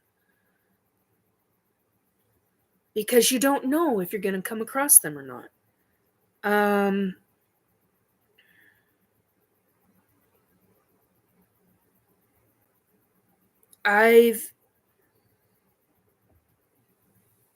I've seen ETs that look like her. Damn freaking close to her. Come on. Come on, come on, come on, come on, come on, come on. Got it. Now I've seen ETs with black hair. The eyes are a little bit bigger. They're human-esque, but the eyes are bigger. The forehead is usually bigger. The nose, that's a perfect nose, perfect mouth, perfect cheek, the rest of it, spot on. I've seen them with and without eyelashes. I typically do not, well, I can't say, no, that's not right, because I have seen, not very often, but I have seen some with blonde hair. It's not real blonde. It's nothing like this. Nothing like this. I mean, I look at that and I'm like, oh my God, that is so fucking fake to what I know them as. Mostly, I see them with black hair. Very occasionally, I will see them with red. Very, very, very occasionally. I mean, it's like really rare though. I have seen them with brown. It's a dark brown that I've yet to be able to find. Sorry, that's my frustration. I've yet to be able to find the correct color of brown. And I think it's probably because the hair on these hybrid gray humans, human gray hybrids, I suppose that's how that should be said. The hair shaft is hollow. And the color reflects the light that's on the outside of the hair shaft. So the light that comes down picks up different light, different color. How do I say this? It's like color pieces, color patches. I don't know how else to explain it. All I can see is like little squares of color on the hair shaft itself. And there's so many different colors on that hair shaft and it's a lot like human hair, but yet it's not. It's almost like it's very similar to the human hair. A human hair piece, each strand, each strand of hair. So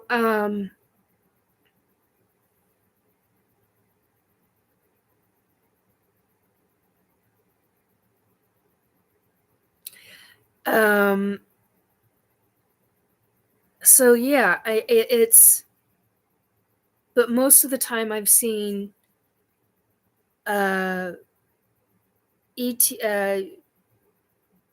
hybrid ETs that look like this, usually with black hair. They range from 5 feet tall to the females 5 feet tall to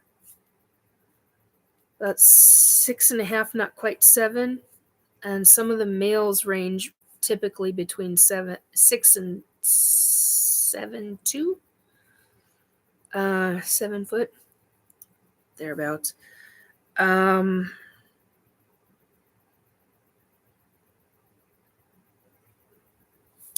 So I've seen ones with this kind of skin coloring, but they do not, their ears do not look anything like this.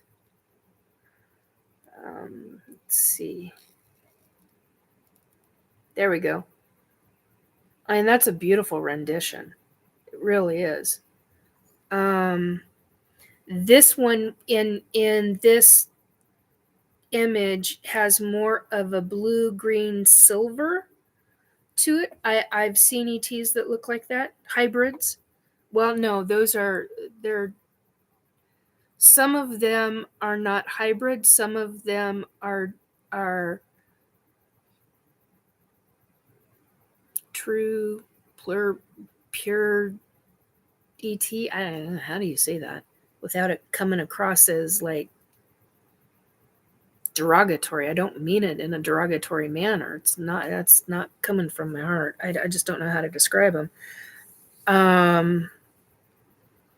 But they didn't have this white hair. They had blonde.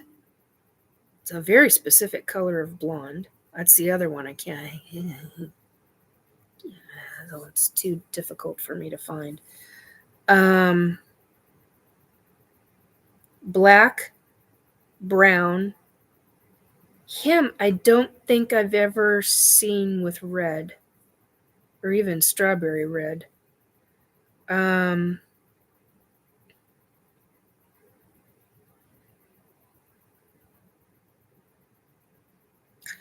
I've seen one sort of, and I don't know how else to explain it, but sort of similar to this one. So when I say I've seen a lot of ETs and a lot of hybrids, I've seen a lot. The side of the head isn't quite right, but it gets the idea. There was no symbol on the forehead, although there was a hidden third eye. The hair is not right at all. Also black hair. This is my image that I drew. ET with 3 eyes. God dang it. Yeah. There we go.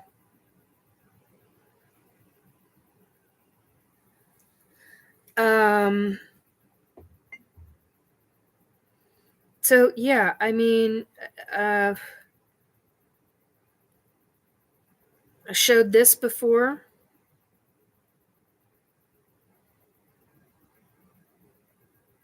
These are from movies and artist renditions, and there's no copywriting for all educational. These guys, I call when I was a child, I saw them. I do not remember them beyond being a child.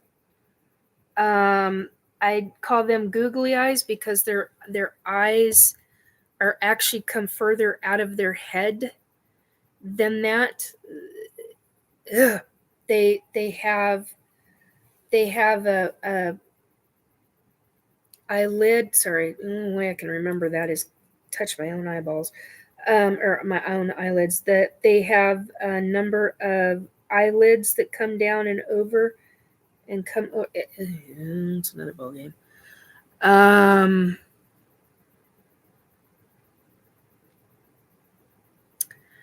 Yeah.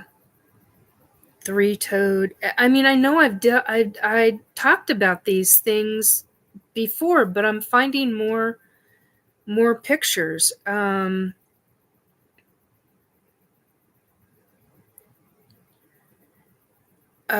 Somebody said that these are Arcturians. Just a second. Let's see if I can get the.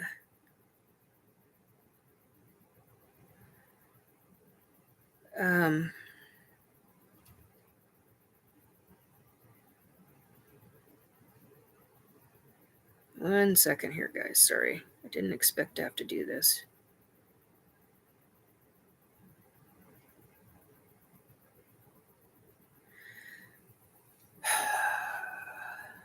I've seen these guys I know real well. God dang it.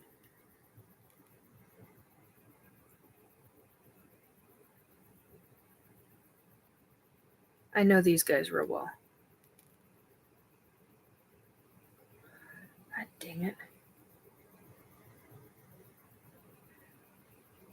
It's a form of a gray, but they're blue. The eyes are bigger.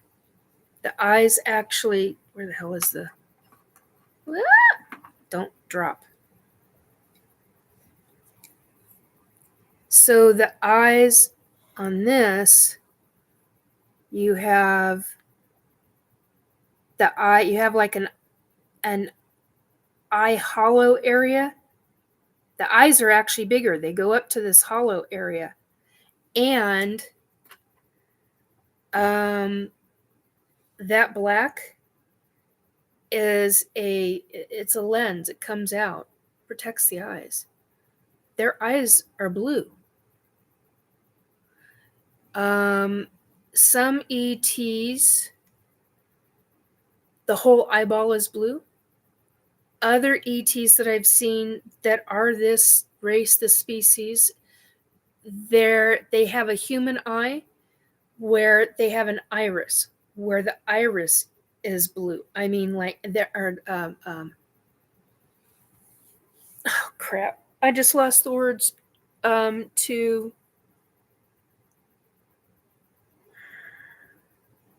the pupil. Thank you. There is no pupil. It's just the solid blue, and then you've got the white. But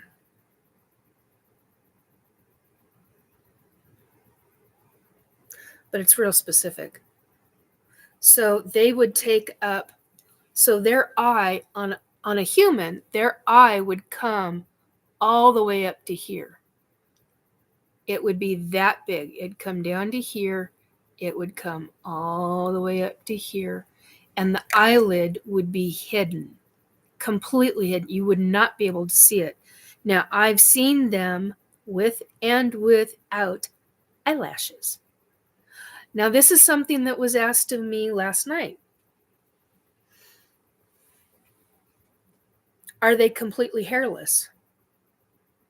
Some are not. I have seen some where they are completely bald, like this one is. I keep feeling like this one's a male. I don't know why. It's like I don't know why. Anyway,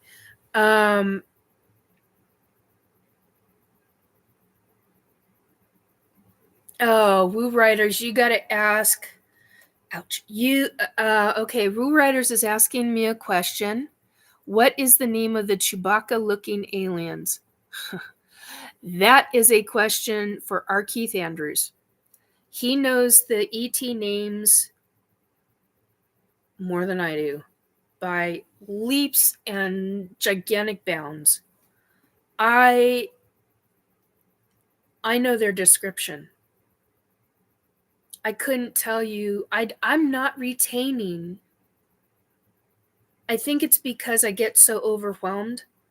I'm remembering everything that they look like.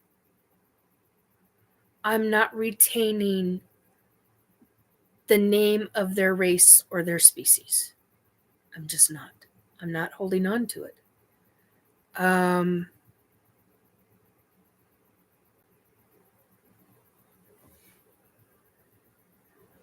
Yes.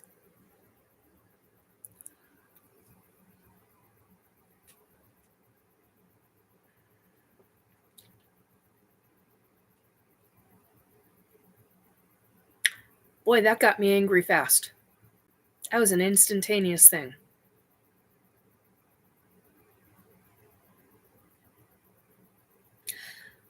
And that surprised me. You just really surprised me, Woo Writers. I have no idea. I can't say I have no idea why it made me angry that fast.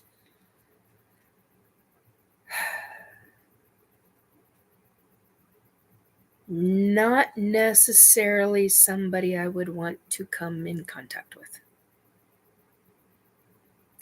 Okay, so Woo Writers just asked Nikki, have you heard of the Zeta Tarantulan royals? Yes, I have. And I have a vague recollection, but I can't recall. But I had an instant body reaction. An instant body reaction to that. Anyway, okay, so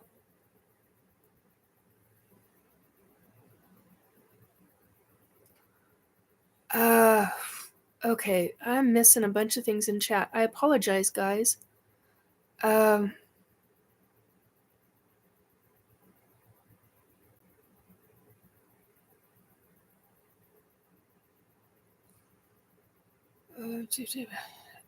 GPT, Chat GPT can decode. Okay, Drat may need something more obscure like the computer codes for the Gemini or Voyagers. Even he doesn't have access to those. I see everyone with bacon. Black Dragon. Amy, 39-bit words. That'll mess with them. Laugh out loud, Writers. Desi just told me I need to get rid of my beard. I just grabbed it and covered my face. Laugh out loud. That's funny. I know, we already said it. Lil Cam, Writers. You notice she doesn't really pop into chats anymore. Does she usually watch with you? Okay. I know she listens, but not intently. Sometimes she does. Okay. Tell her hello. We recently had a few new members added to family. So busy she is. Yeah, I understand that. Yikes, ET, stay home. Yeah, I understand that.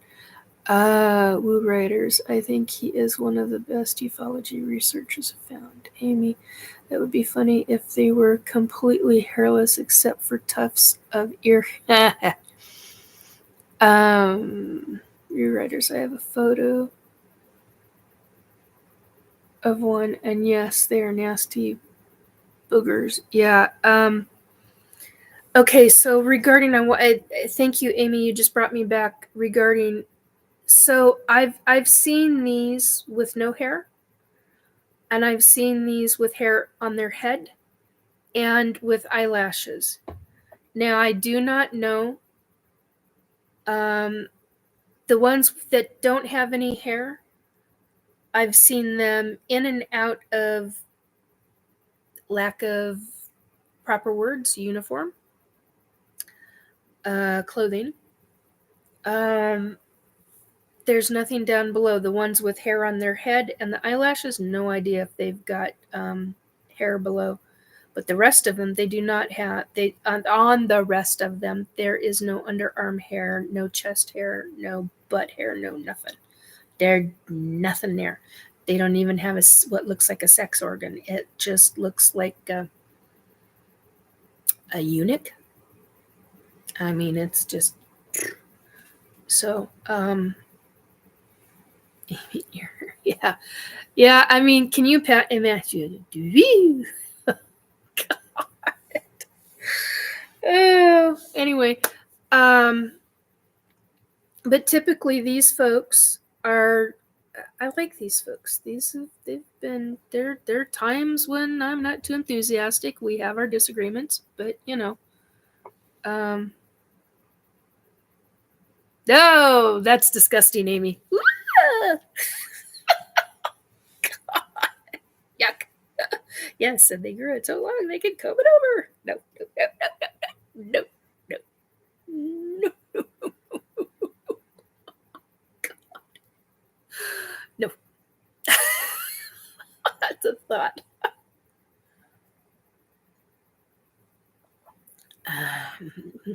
Christine, like a Ken doll or a Barbie, just flat plastic.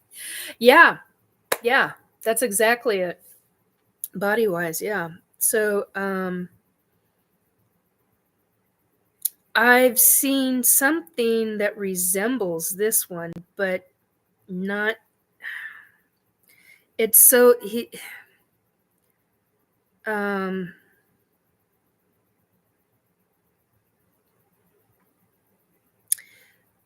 don't know why the hell they're putting stuff on it. The blue's too dark though. I've seen something like this, but the blue is too dark. The eyes are close to being right. The nose and lips are perfect. They don't wear anything. I don't know why the hell they're putting things on their head in the artist rendition, but whatever. That's very frustrating to me. I've seen them with black eyes, solid blue eyes, eyeballs. Eyes like we've got.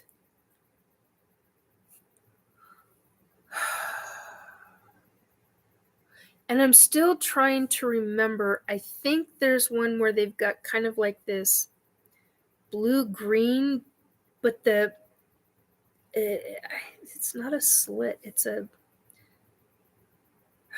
something different to the center of the eye, and I've never been able to pull it out.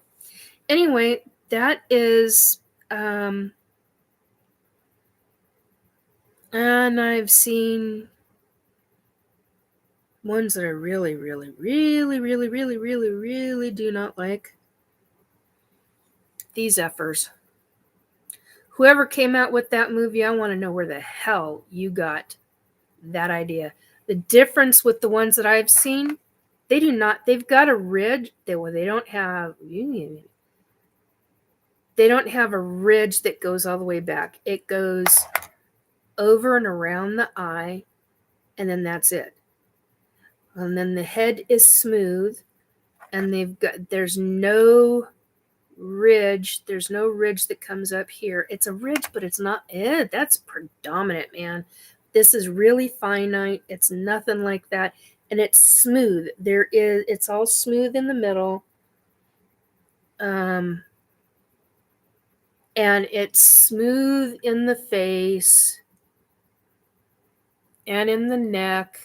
You don't see any of this muscular crap around here. And I don't even know. Robert sent that to me, and I'm like, yeah, that's. And the black eyes. These MFers, nasty. Nasty, nasty, nasty, nasty, nasty. And they have armor that resembles this. Hang on one second. I just realized something's wrong with it. Here,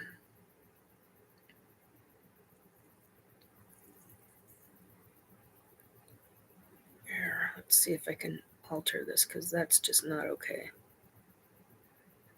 There. It's and the eyes are black, not red. think I've done this before.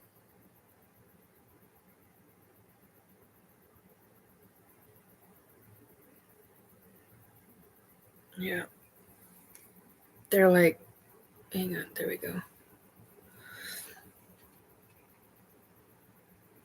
And why they wear armor, I do not know. But that's what that's... Every time I see that picture, I get physically ill. Because it triggers. So yeah. There's a bunch of others that I've come across. I haven't screenshotted. I haven't done anything. I haven't altered. And then there's a bunch of ones that I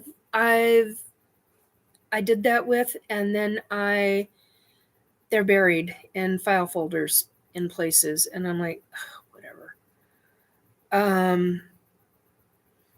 Oh, and I think I did this last time too.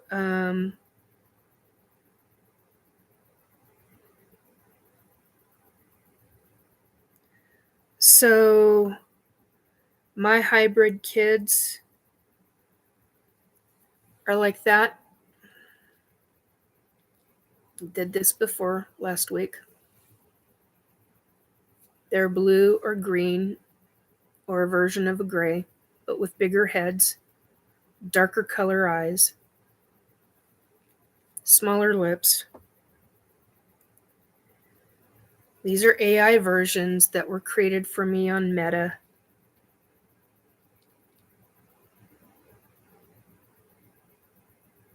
Typically, they have black hair. Oh, not always. Or dark brown. The green's too dark on these.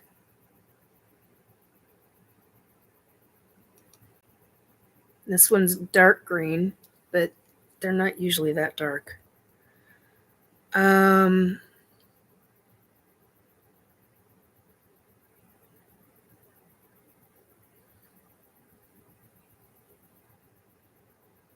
I've seen children,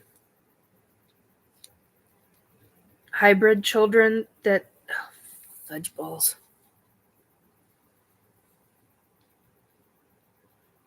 Yeah.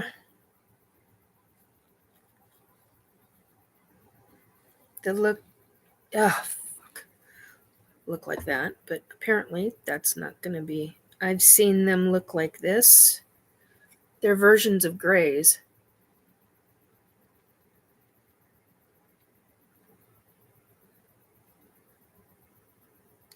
There we go.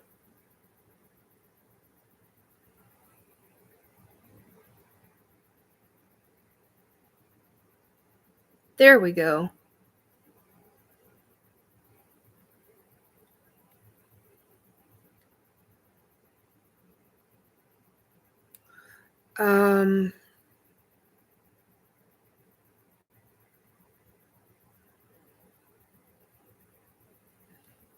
Like that.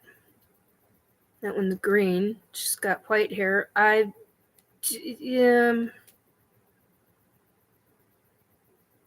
I typically see him with blue eyes.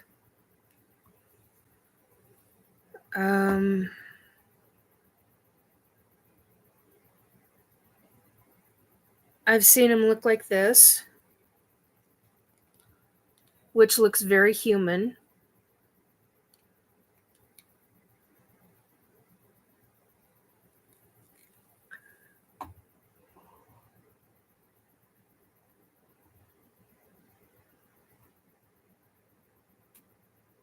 Ha! I've never seen wigs on ETs. Not once.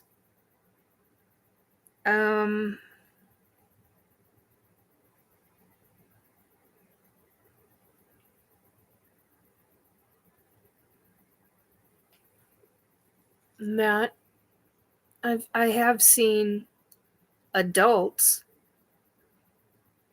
that look like that with black hair. That's what they look like. That's really freaking close to... ouch! What they look like. Sorry, I just got a high pitch in my ear. So, yeah, I mean, some have bigger foreheads, some have bigger, like from here up. And we've talked about this before, but anyway, there are so many different. Whoa. Somebody just said reptilians. Well, there's so many reptilians out there.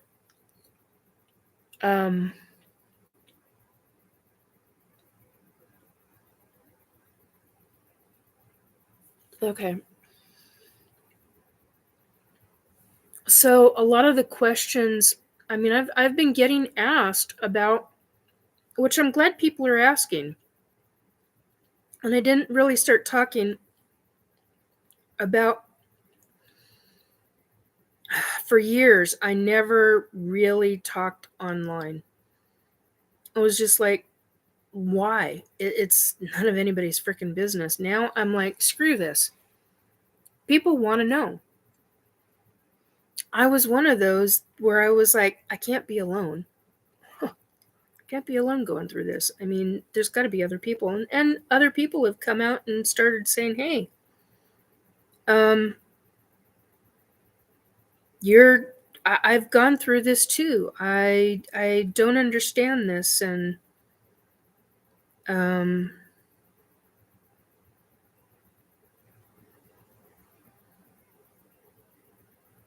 oh, here's something else.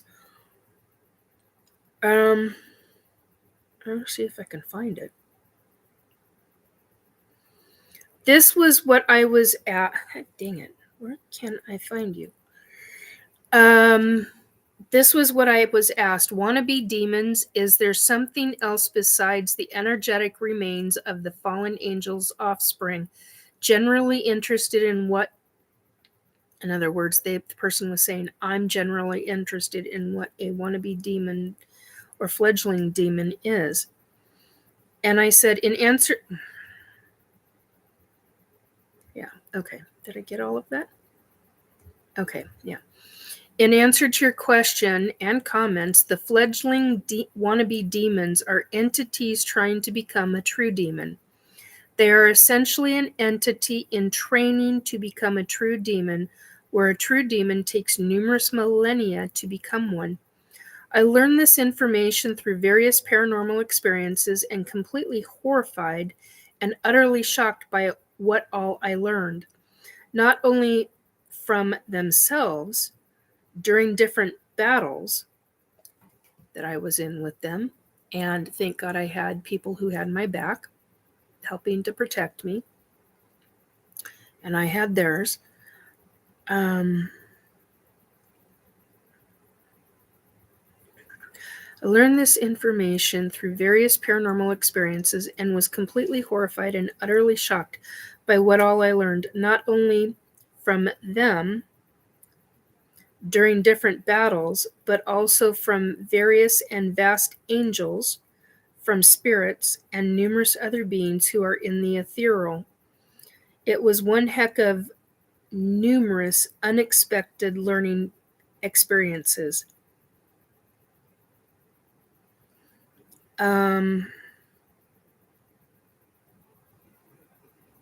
So they went on to ask me, does that mean a lesser demon can move up the ranks until it is in control of its own legion? Or is the hierarchy set in order of strongest bloodline with the fallen on top? Now, I cannot, I would link the person if I could, but I can't even pronounce this person. Starts with a Y, ends with an I.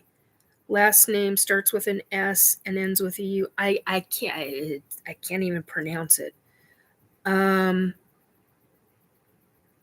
And I said, excellent question, and some of which I myself have asked.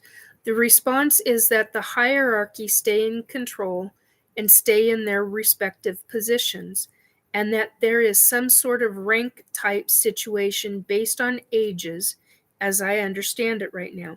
I don't know if it is deed based, but do know that there is one that is age based. And I, too, find it interesting, although extremely disturbing to know.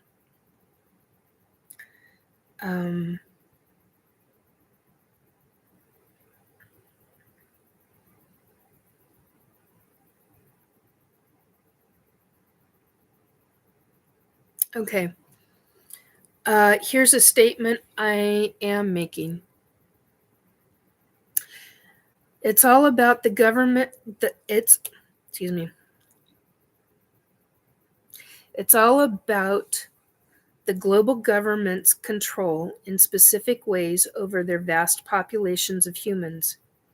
To consistently and severely bring down the health and vibrational frequencies in order to deeply bring about total control of the human brain so that we are no longer capable of doing what we are naturally capable of doing. Keep working on raising your frequency.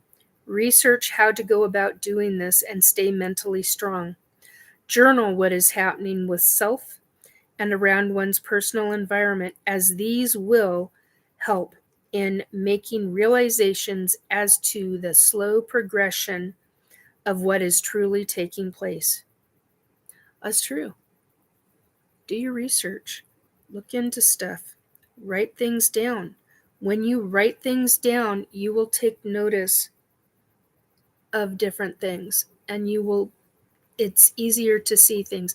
And I'm going to have to go because I'm getting nailed. And at the same time I'm tired. I'm very tired. So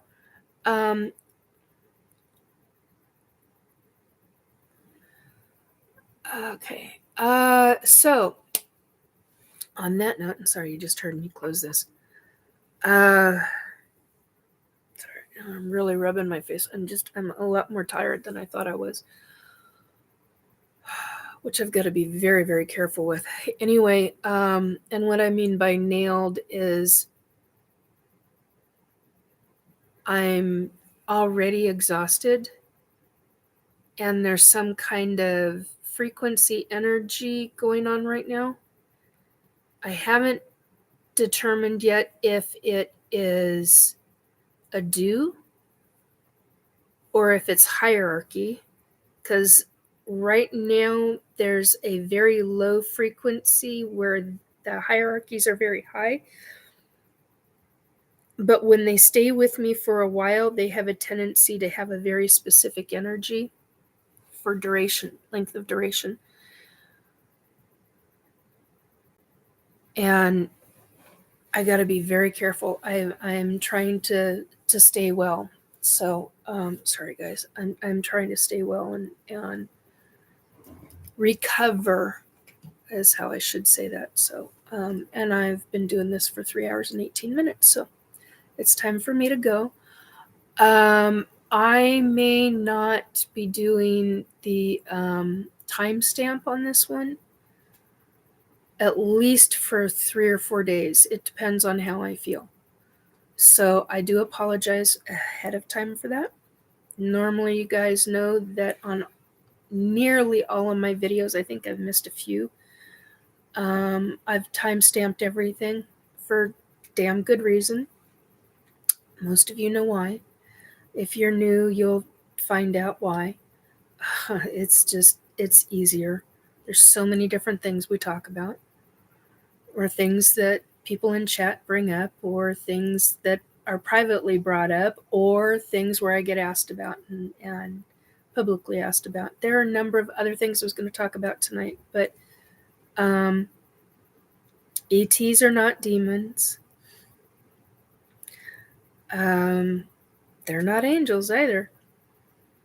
I've experienced all three, and they're all very different.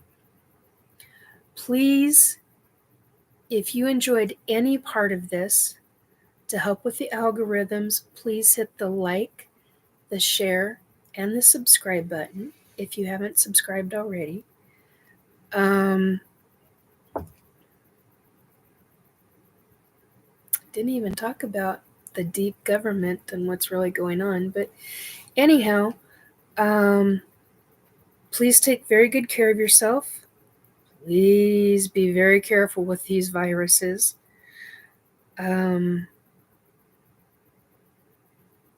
and do what you need to take care of yourself and to survive, and do more than just surviving. On that note, I wish you peace.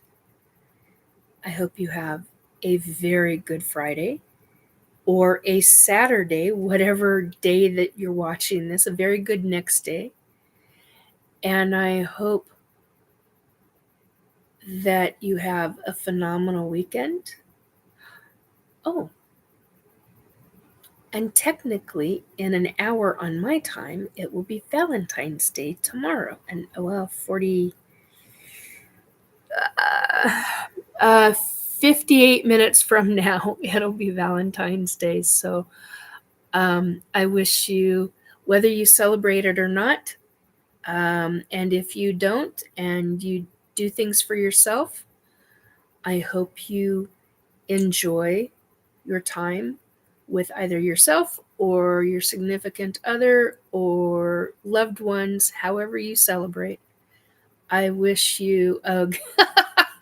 Amy says, ugh. People don't, people don't celebrate. Others I know do. So, I wish everybody a good Valentine's Day, a good, loving, even if that's loving you, yourself. Choose to do something nice for yourself, even if that's going for a walk or getting out in sunshine, or doing something that you like that's technology based. Do something for yourself.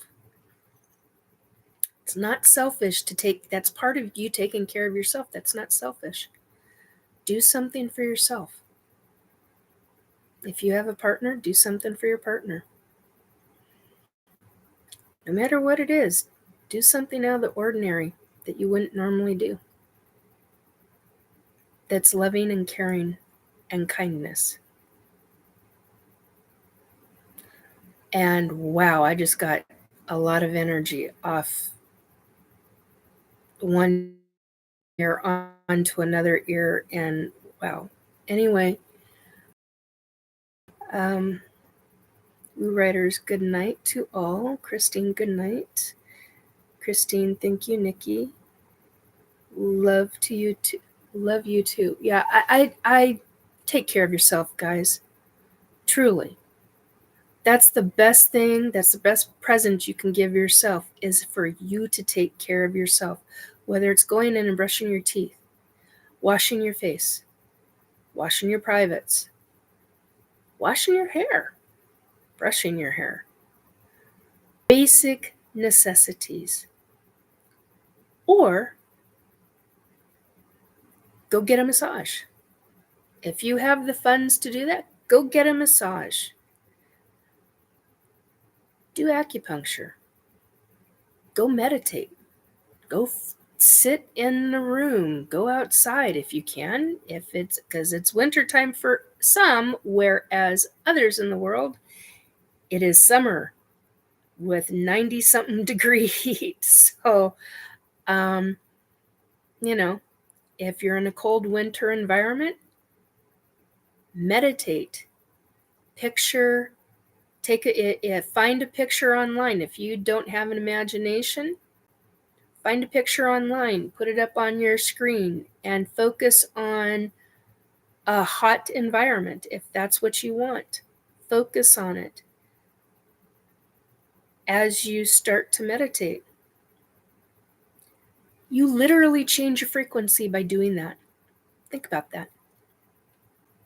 I hope you have a very good day tomorrow, no matter what day you're watching this on. I hope you enjoy your time, whatever you're doing. And for those that are watching now or in the next couple of hours, I hope you have a phenomenal weekend. Take good care of yourself. You are worth taking good care of. Take very good care of yourself. Bye, guys.